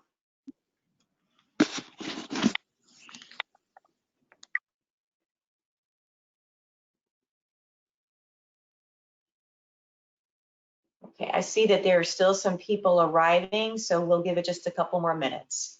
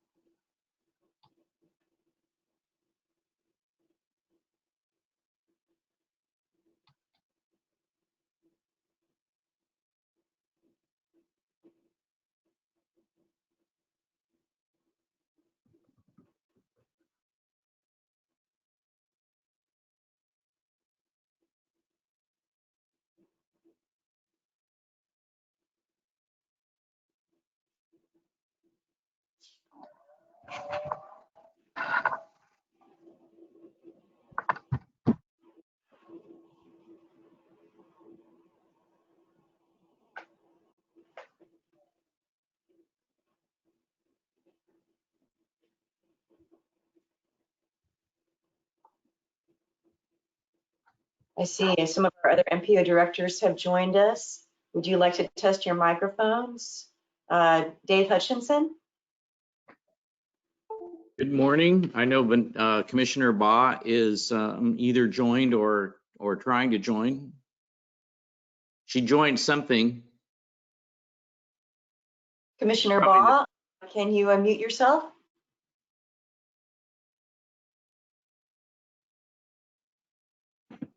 I do see her. She shows as self-muted on our list.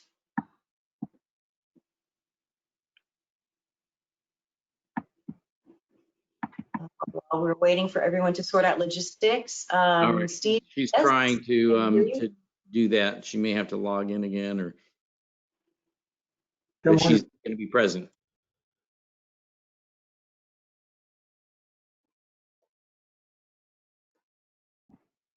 But I have not heard back from either of my guys.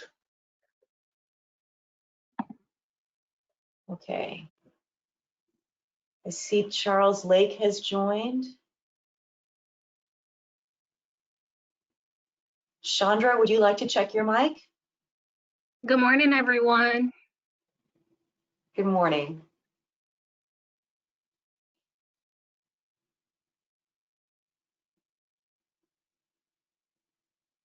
Charles Lake, can you hear us? And would you like to test your microphone?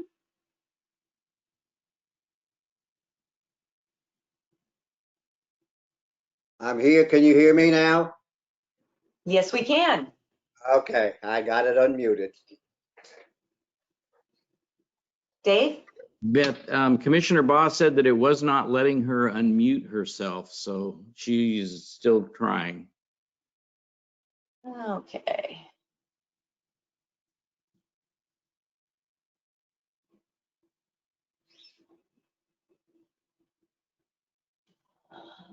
So our tech support, can you please chat with Vanessa Baugh in the chat window and help her address her microphone situation? And Commissioner Baugh, in the meantime, I will monitor the chat window, and if you have comments or questions, we'll verbalize those for you.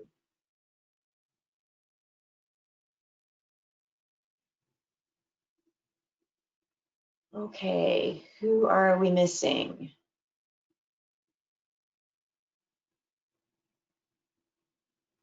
I think we're still missing our chairperson.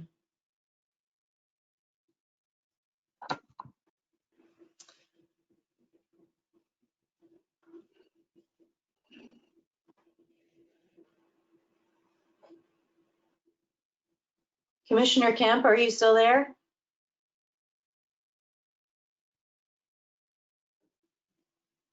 Back. Yes, I am. Wondering if, as the vice chair of the Hillsborough MPO, if you'd be willing to chair the meeting for us.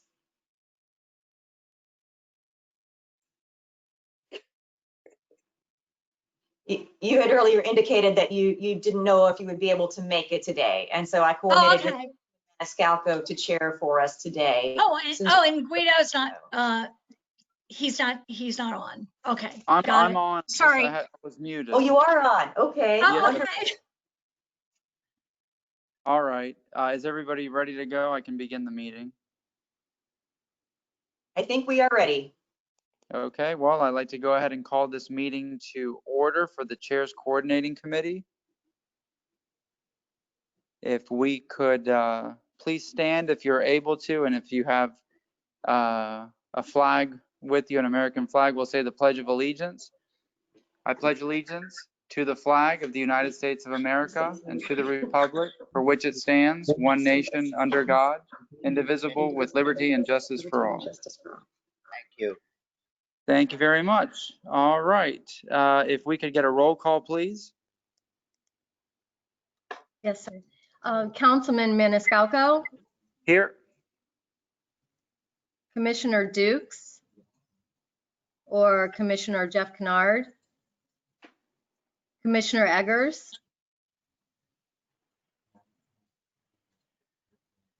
Councilman Smith, Commissioner Lake, Here. Commissioner Baugh, representatives from FDOT District 1, Nicole Mills. Yes, I'm here. FDOT District 7, David Gwynn. Here? Do we have a representative from the Florida Turnpike Enterprise? Or from Tampa Bay Regional Planning Council? for Central Florida Regional Planning Council. Our representative from Florida, David Green. Or Brian Pizarro. Yes, this is David Green. David Green's here also.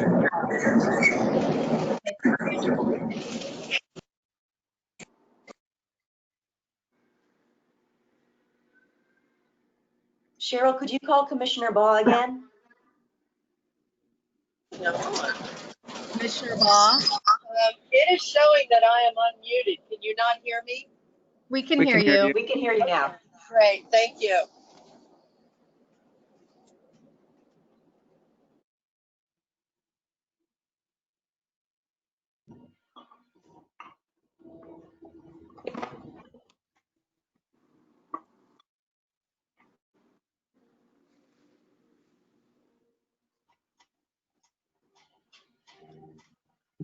Does that conclude roll call? Do you have everybody? I believe that's everybody. Thank you. All right. May I just ask, should I have myself as present or no? It doesn't matter? So for this group, we have one voting member from each MPO. Okay. Commissioner Kemp, do you want to take over or do you want me to stay on? No, I want you to do it. Okay. All right. Thank you. I'll stay on and watch, but. All right. Good enough. All right. If we have any public comment at this time, now's the time for public comment, which is up to 3 minutes per speaker. Do we have anybody for public comment? I am not seeing any hands raised.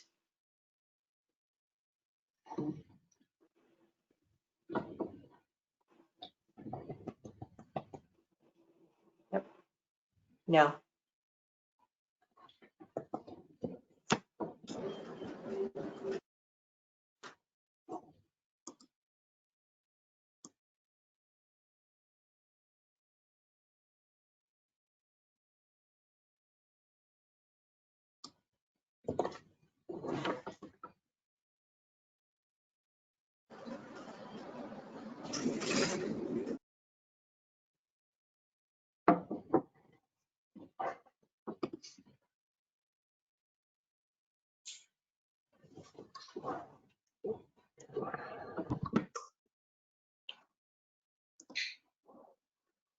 Councilman Maniscalco, it's showing that you're self-muted.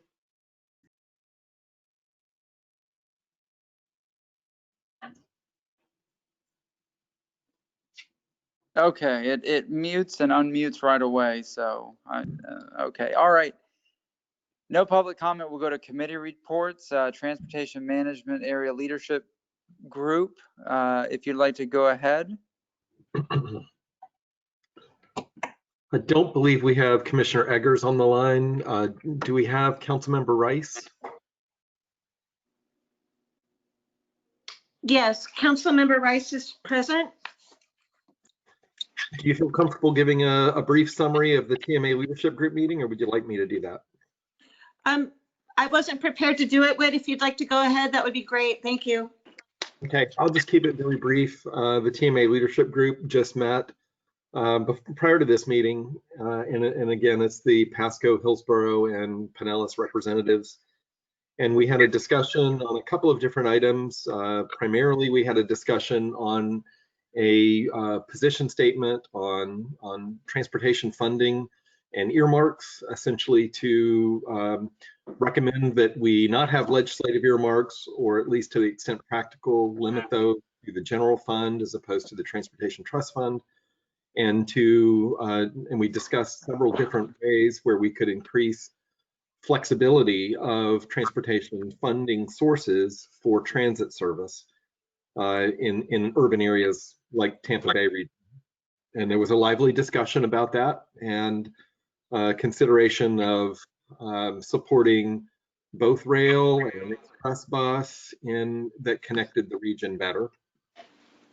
We also had a discussion of our meeting schedule, and let's see, I'm trying to remember what else we had a discussion about. We had to skip the discussion on managed lanes because we ran out of time. And we had a discussion on the regional priorities. which I think we'll revisit here at the West Central Florida regional level, and had some discussion about convening a meeting of our Tampa Bay area regional legislative delegation to provide them information about the regional transportation priorities and the flexible funding position statement. And we're looking to try and schedule a webinar or virtual presentation on that to the legislative delegation members or their staff sometime in late January or early February prior to session.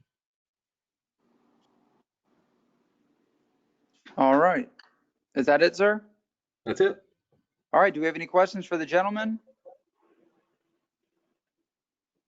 Wait, Any I just had a questions? quick question. Yes, sir. Go ahead. Was the legislative delegation going to be receiving the earmarked language? Yes, we would share.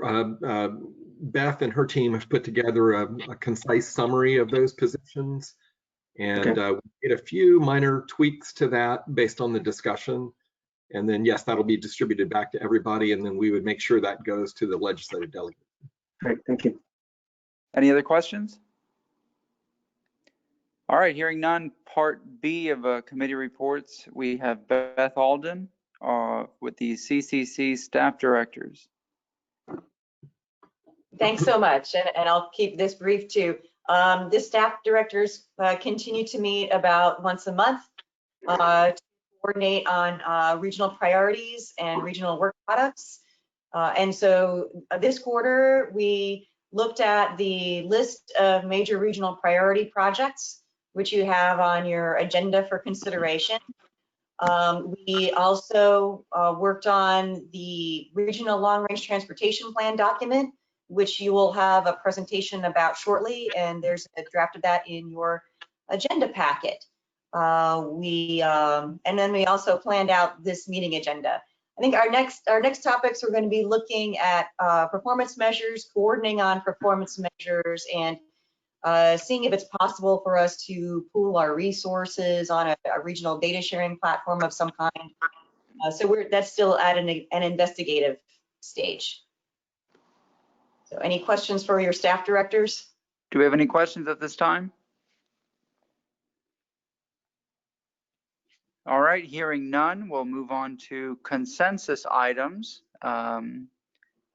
Since this is a non-voting workshop, if you have any questions, concerns, objections on any of these items, the July 2020 meeting summary, the 2021 meeting calendar, major project priorities, or the regional long-range transportation plan. Would anybody like to speak on any of those items with any questions, concerns, objections? We might want to take those one at a time. We do Okay. have presentations lined up for the major project priorities and the regional long-range transportation plan. Okay, we'll start with the July 2020 and 2021 meeting calendar. Anything there, since they seem easier topics here?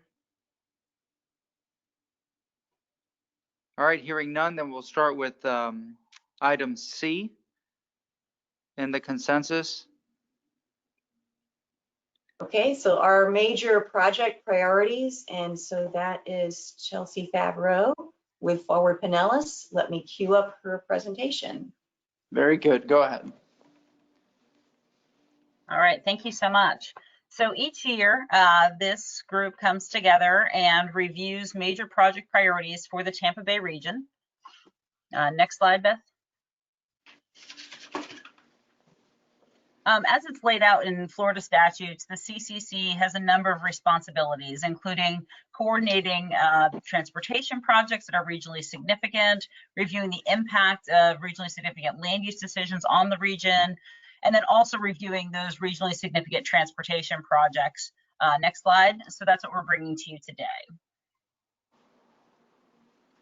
So this is a bit on the process of how it works. The CCC board approves the listing of major projects, and then those priorities are transmitted to each of the individual MPOs for consideration as we each develop our individual transportation improvement priorities. This process allows us to have consistency throughout the region on those high priority projects, and it's really important for us to secure funding to ensure, a consistent message and regional backing and advocacy for those priorities.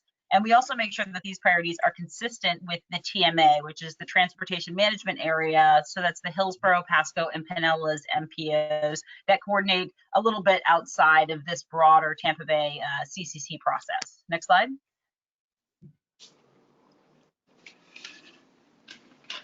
So just as a reminder, if a project is funded, we do keep it on your priority list until it is complete. So this listing here shows all of the projects that this group came together and prioritized that have already been funded. And this really speaks volumes to the success that we've had as a region in advancing some of our major projects, including the Howard Franklin Bridge replacement, a number of interchanges on I-75, express lanes in Pinellas County, the Suncoast Parkway 2 expansion, the T-Bar to TDP, the interchange at I-275 in West Shore, and also the Central Avenue Bus Rapid Transit, which is the Sunrunner project. Next slide.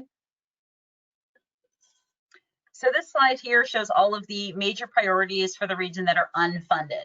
This list remains unchanged from your priorities last year, so we are advancing it forward since no action is going to be taken today. This is really here for just your review and to accept individual comments. We have two, actually the first project is the I-75 interchange at Gibsonton in Hillsborough County. That second project on the list, we've actually been informed that that is currently funded. So when you do see the priorities advanced going forward, that project will not be on there since it's already underway. The Central Polk Parkway in Polk County, US 41 in the Sarasota Manatee area, as well as the Desoto Bridge replacement, the Bradenton Palmetto connector, operational improvements on I-275. This is a priority also out of the TMA for Tampa Bay. And we did receive some comments in our last meeting that there is a request to change the wording a little bit just to clarify this priority. So we'll probably be taking that action moving forward, as well as regional rapid transit on the I-275 corridor that came out of the T-BARTA effort, and then support for hearts exploration on the use of the CSX. Next slide.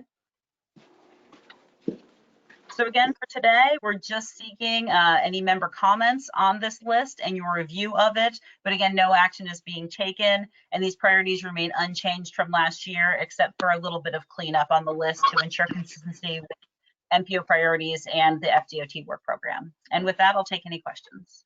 All right, with questions, if we could just go down the list of participants. If you'd just like to start at the beginning, the person that called roll, and we'll just take it like that.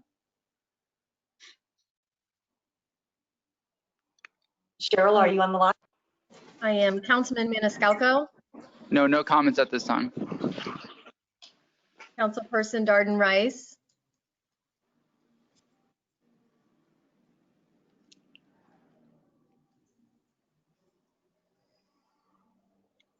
No comments at this time. Commissioner Lake, Yes, no comments. Actually, you seem to be very busy, but so are we at OPO. But thank you for letting us be involved. and Commissioner Baugh. Yes, ma'am. Thank you. I do have a question on the DeSoto Bridge replacement. I happen to know that bridge, its lifespan has ended. What is the procedures for trying to get that raised up on the priority list? What do we need to do in Manatee County to succeed with that? Can you give me some hints there, some ideas? Well, I will say that this list is unnumbered. These are not in any kind of rank order. So the relative placement of that project on your priority list, I'll have to refer to Dave Hutchison on that one. Well, Dave and I obviously have had discussion. I'll be interested to see what he says this morning. Thank you.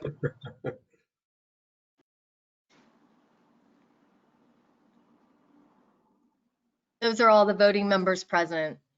All right, thank you very much.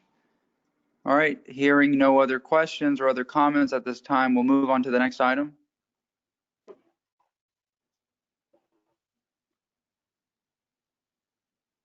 Which would be D. The Regional Long Range Transportation Plan. Yes, go ahead. Be presented by Cindy Raskin with Valerian Group, who is our consultant on this project. Morning, everybody.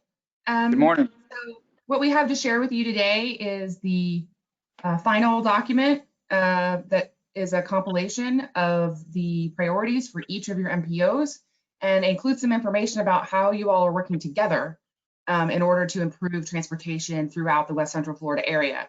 So this is really an amazing document, and people from every single MPO participated and wrote copy and provided pictures and direction, and I'm really pleased with how it came out. So Beth, if we could just kind of scroll through, I can give an overview of what each page is. So this first page, Planning for Tomorrow, kind of gives a background information about the region. It talks about the MPOs and the TPOs, and a little bit about the CCCs and how the CCC and how everybody works together. Scrolling down, a description there too of what a long-range transportation plan is. Of course, transportation planning as a region we know is very important, which is why you all are here in this meeting, because the region is so important. We have some statistics of what the projections are for 2045 in the county. As you can see, we're gaining lots of people. The next page talks about, again, speaking as a region, one voice, which is something that we've heard so many of you say repeatedly, especially Commissioner Long, throughout the years, one region, one voice. So this is kind of talking about some of the resilience of the transportation in our area. Talks about safe streets, the Gulf Coast Summit, which was wrapped up yesterday, I believe. And then some information about the regional freight logistics zone, which is something, you know, moving goods as well as moving people is very important. So the group wanted to include this. The next page is coming together, talking about, again, all those projects you just saw, your funded projects, your future funded projects. And then at the bottom, there's a list of the trail projects that are in the works also. And then each MPO has a page giving a summary about the service area, the projects of regional significance that fall in that particular county, some statistics over on the side there, and we have a little kind of outline map below that shows the shape of the region with some interstates on there and a couple of major cities. So this was an opportunity for each MPO to kind of highlight what they're doing and some of the information that they specifically wanted to share. So first we have Fort Pinellas. And then next we have Hernando Citrus. And next we have Hillsborough MPO.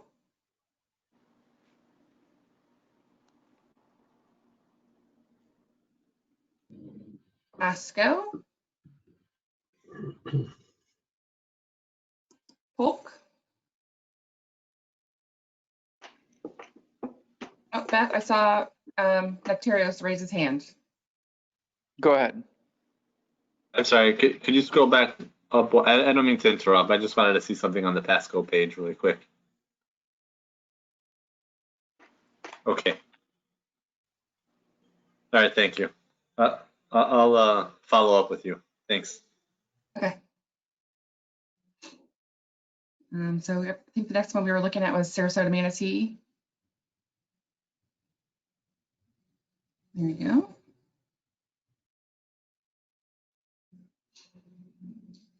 We just want to see the pictures.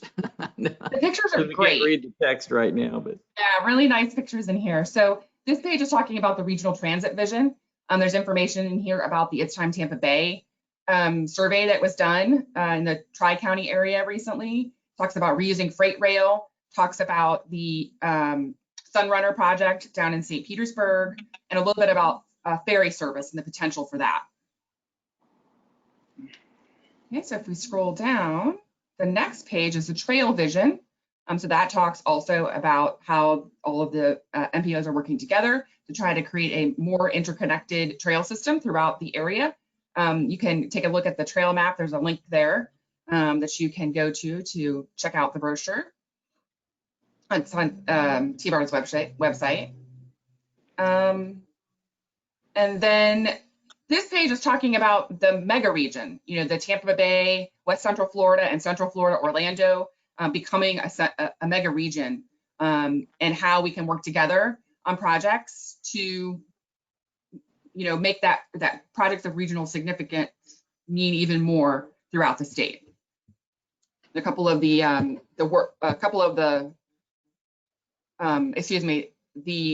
items, the 3 items there that you'll see that your group and the Central Florida MPO Alliance have been able to accomplish in the recent future. Okay, if you scroll down, and then this is just showing your the counties that are voting members, your non-voting advisors. At the bottom, there's the list of your staff directors, and then the back page is just some contact information. So this was really an interesting project to work on. I got to learn a lot about some of the other counties I wasn't familiar with, and I really enjoyed working with all of you. So if anyone has specific questions, I'm happy to take those. We are tweaking a couple of last minute little things before we send the final print version over to Beth. So if you happen to see anything that you'd like us to look at or change, please just reach out, and we'll be happy to make those adjustments for you. Thank you so much. Do we have any questions? And we'll again go down the list with the participants like a roll call, just so everybody has an opportunity to chime in. Councilman Maniscalco, No, nothing at this time. Commissioner Lake, That's no comment. Nice to see a lot of work going on. Councilperson Rice. Yeah, this looks great. Thank you, Cindy. Great work. I did have a quick question. I was looking at the population, the 2045 population forecast. The numbers for Pinellas and Hillsborough caught my eye. They seem higher than what I remember. Maybe my memory is failing me, but have those recently been revisited or adjusted upwards? I would defer to Whit and Beth for those. We did look up in the a directory called Bieber, and I can't remember offhand what it stands for. It's BEBR for the numbers, and then we had each MPO look at those numbers and make sure that they were in line with the research and information that they are using in their individual counties. So, so for Whit and Beth, I'll jump in real quick. Those population numbers are high for Pinellas, and not what we used in our long range plan. The 2045 numbers? Right. Okay. Yeah, if you could send us over the numbers that you're using, that would be really helpful. We did. Yeah, we did. I know we got the request. I thought we had. Well, and I thought the numbers we ended up putting in there were the ones that Chelsea sent, but we can double check that for sure. All right, thank you. All right, Commissioner Baugh. No comments at this time. Thank you. There are no other comments for our voting members. Thank you very much. All right. Councilman, if I could, a comment from one of the staff directors, and I also see that there is a comment from Secretary Gwynn and clarifying. Okay. I think it's on this. The US 41 project between State Route 44 and State Route 200 is in Citrus County. So we just want to make sure that we are identifying that correctly. And Dave, did you need correction made as well? Yes, and this might be a question for Secretary Gwynn, and I recognize that, you know, I don't know if anyone from District 1 is on here, but in District 1, there is what's called the modal envelope in I-75, as you might recall from your days in District 1, that preserves the corridor for future, you know, rail or transit or something. And with ongoing discussions of either rail or a hyperloop or, you know, a jetway, no, we don't know what it'll be. Maybe it'll be one of Whit's gondolas, but something that would provide mass transit within the I-4 corridor between Orlando and Tampa, or the East Coast and Tampa. The idea being that, you know, in at least District 1, there's this availability of right away within the I-75 corridor. Is that something that's on the radar, or how do we get that on the radar so that there's a connection into Tampa through District 7 someday? I know this is a long way out. Right. So on I-75, and I know some of our staff are on the line. I'm pretty sure we have that in there in our district as well. It may be a spot or two where maybe modifications would have to be made, but if that's not correct, one of my staff could chime in.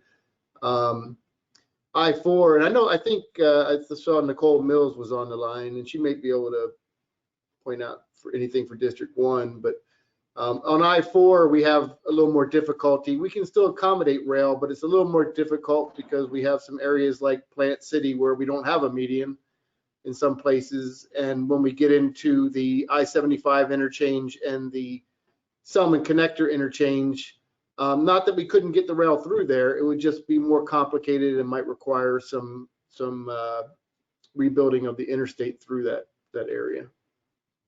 Thank you very much. This is Nicole Mills with District 1. Thank you, Secretary Gwynn. In I-75, you're correct, Dave, that there is right-of-way in the median set aside for a multimodal corridor, be it for whatever, rail, passenger bus type thing, or whatever we choose. It has been set aside. Now, there is an ongoing, as you know, ongoing PD&E along I-75 that will look at that and see what we need to do with that median. If the right of way we set aside is too much, it's not enough. So that's opening that median up, that PD&E study.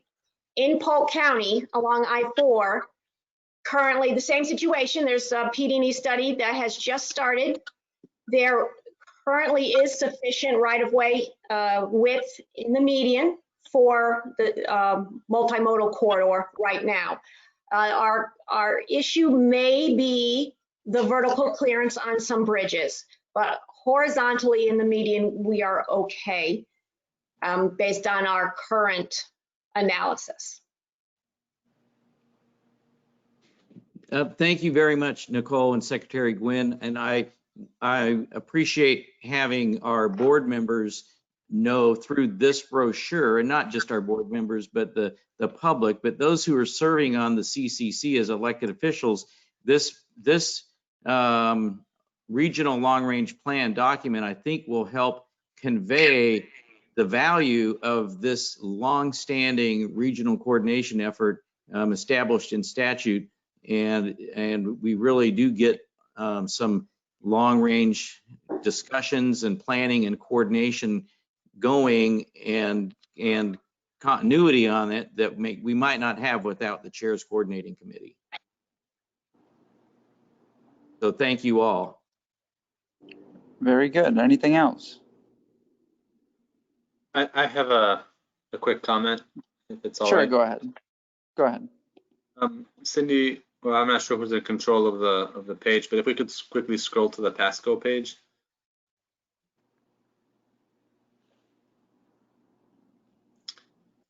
I believe we sent over the 2045 long-range transportation plan for Pasco County, which had the population figures in there. So just want to make sure that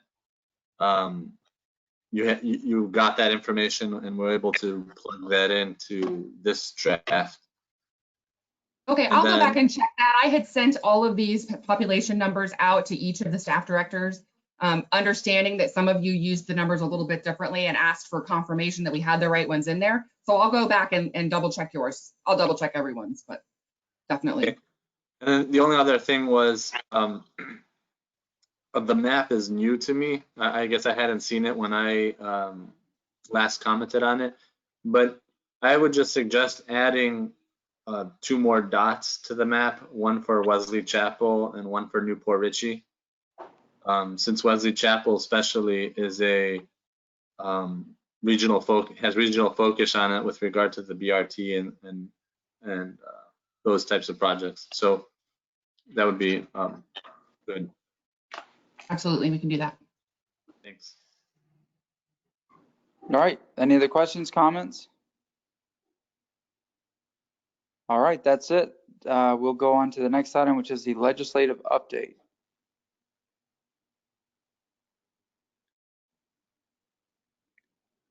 So I think that Whit Blanton with Forward Pinellas was going to give that update, and he had to leave for another meeting. Chelsea, are you filling in on this? Yes, I am. Sorry for the delay. Yeah, so regarding the legislative update, Whit kind of covered it in the committee reports of the Transportation Management Area Leadership Group. The TMA Leadership Group did discuss hosting a virtual kind of workshop with the legislative delegation in the February timeframe to discuss regional priorities, the rationale behind those priorities, and it was just kind of to get that the forum with the legislative delegation on speaking with those in advance of the session. Aside from that, I don't believe that we have many more updates, but that's the direction that we're heading towards, including on that regional transit statement. All right, any questions or comments? Hearing none. Next up is the Gulf Coast Safe Streets Summit recap. Thank you very much. Many of you, I'm sure you saw emails, and many of you participated in this third year of our hosting a Gulf Coast Safe Streets Summit. All of the MPOs and both districts have cooperated and coordinated and collaborated to put this event on. We were really looking forward to having a great in-person event as we took over from the 2 years that Hillsborough MPO did to get this going and off the ground the last 2 years. And of course, with COVID-19, we had to shift gears and pivot, and we did.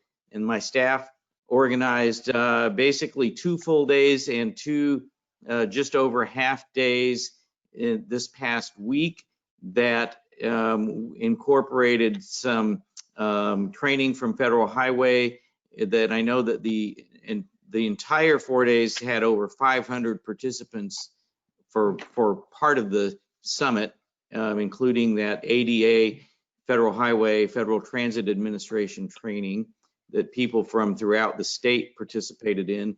And we had probably easily 100 people from throughout our part of the state, the central part of the state, and elsewhere in the state participate in the rest of it.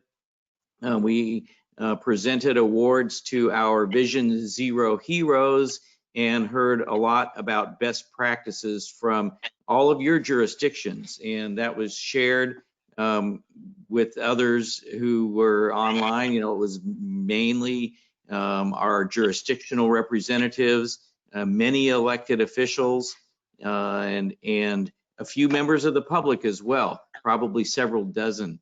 So thank you to all of the directors who helped organize involvement from your elected representatives, and also from Secretary Gwynn, who was in several sessions, and Secretary Nandum as well. I would say that from our perspective, you know, if we didn't have some technical issues, it wouldn't be 2020.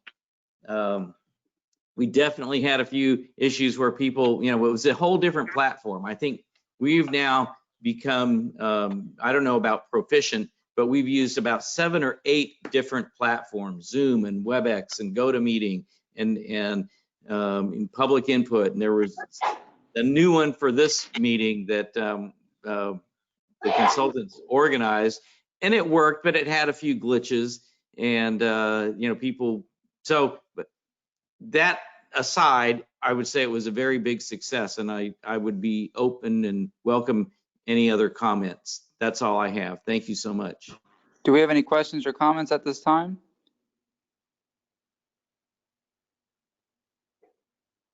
Hearing none. Thank you so much. We appreciate it very much. That concludes the agenda. Now we go to round robin. I see it here as part 7. round robin, I'm assuming is just an open discussion from participating members. If they have any questions or comments, any general discussion, if we could just go down the list. Okay, Councilman Maniscalco. Nothing at this time. I appreciate it. I'm sorry that we can't meet in person. Of course, you know, this is the time of the pandemic and we're trying to play it safe, but I'm glad that we're able to connect virtually. I appreciate all the presentations and everybody involved for the information. I'm glad to connect with leaders throughout the region that we normally would not or have not communicated before.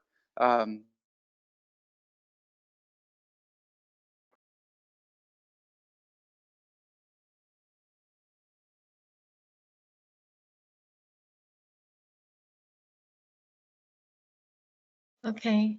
I do see a note in the chat from Ming Gao, who's joining from District 7 or from FDOT, and he mentions that there isn't currently a multimodal corridor within I-75 in District 7, and it wasn't put into their PD&E study because it mostly goes through rural areas, which apparently seem to have some right-of-way available, but doesn't prevent that from being considered in the future. We hope it will be considered in the future.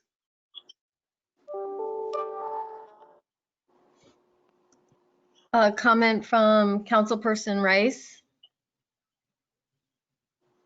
I'm good, thank you. Thank you for today's meeting. Commissioner Lake.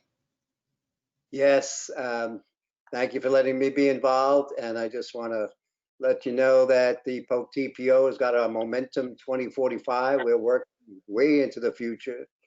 It's interesting to see there's a lot of similarities between what everybody else is working on as well as us. So Florida's a big city. I'm from New York and love being in Florida.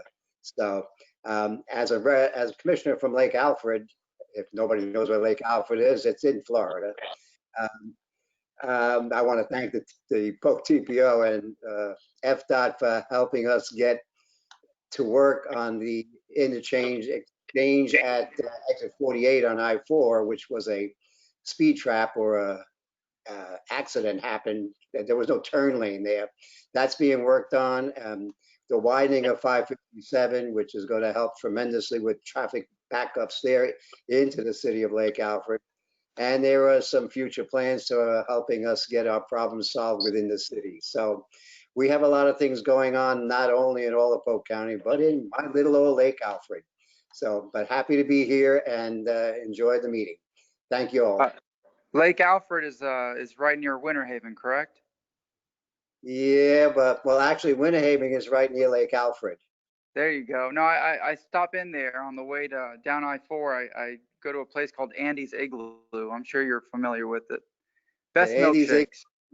But you have to stop in Lake Alfred. We have the Lake Alfred Diner and the Cornerstone Grill and Luigi's Italian Restaurant. And we just got a new 7-Eleven gas station just opened. We have a Hardee's and we got a Dunkin' Donuts and we got a number of things going on. And we've got. All right, I'll be sure to swing by. So come on down and visit us. Thank you. Commissioner Ball. Yes, ma'am. Charles Lakes, I know exactly where Lake Alfred is. I go through there quite often. I love it. It's a great, great town. Guys, I appreciate the meeting this morning and thank you for your assistance in getting on this meeting. Actually, to let you know, I am on 75 heading north now, going over to St. Augustine. So I'm just honored to be a part of this committee, and I look forward to when we can all meet in person. Thank you. Thank you, DOT, by the way, for this great smooth road on 75. There are no other voting members. All right.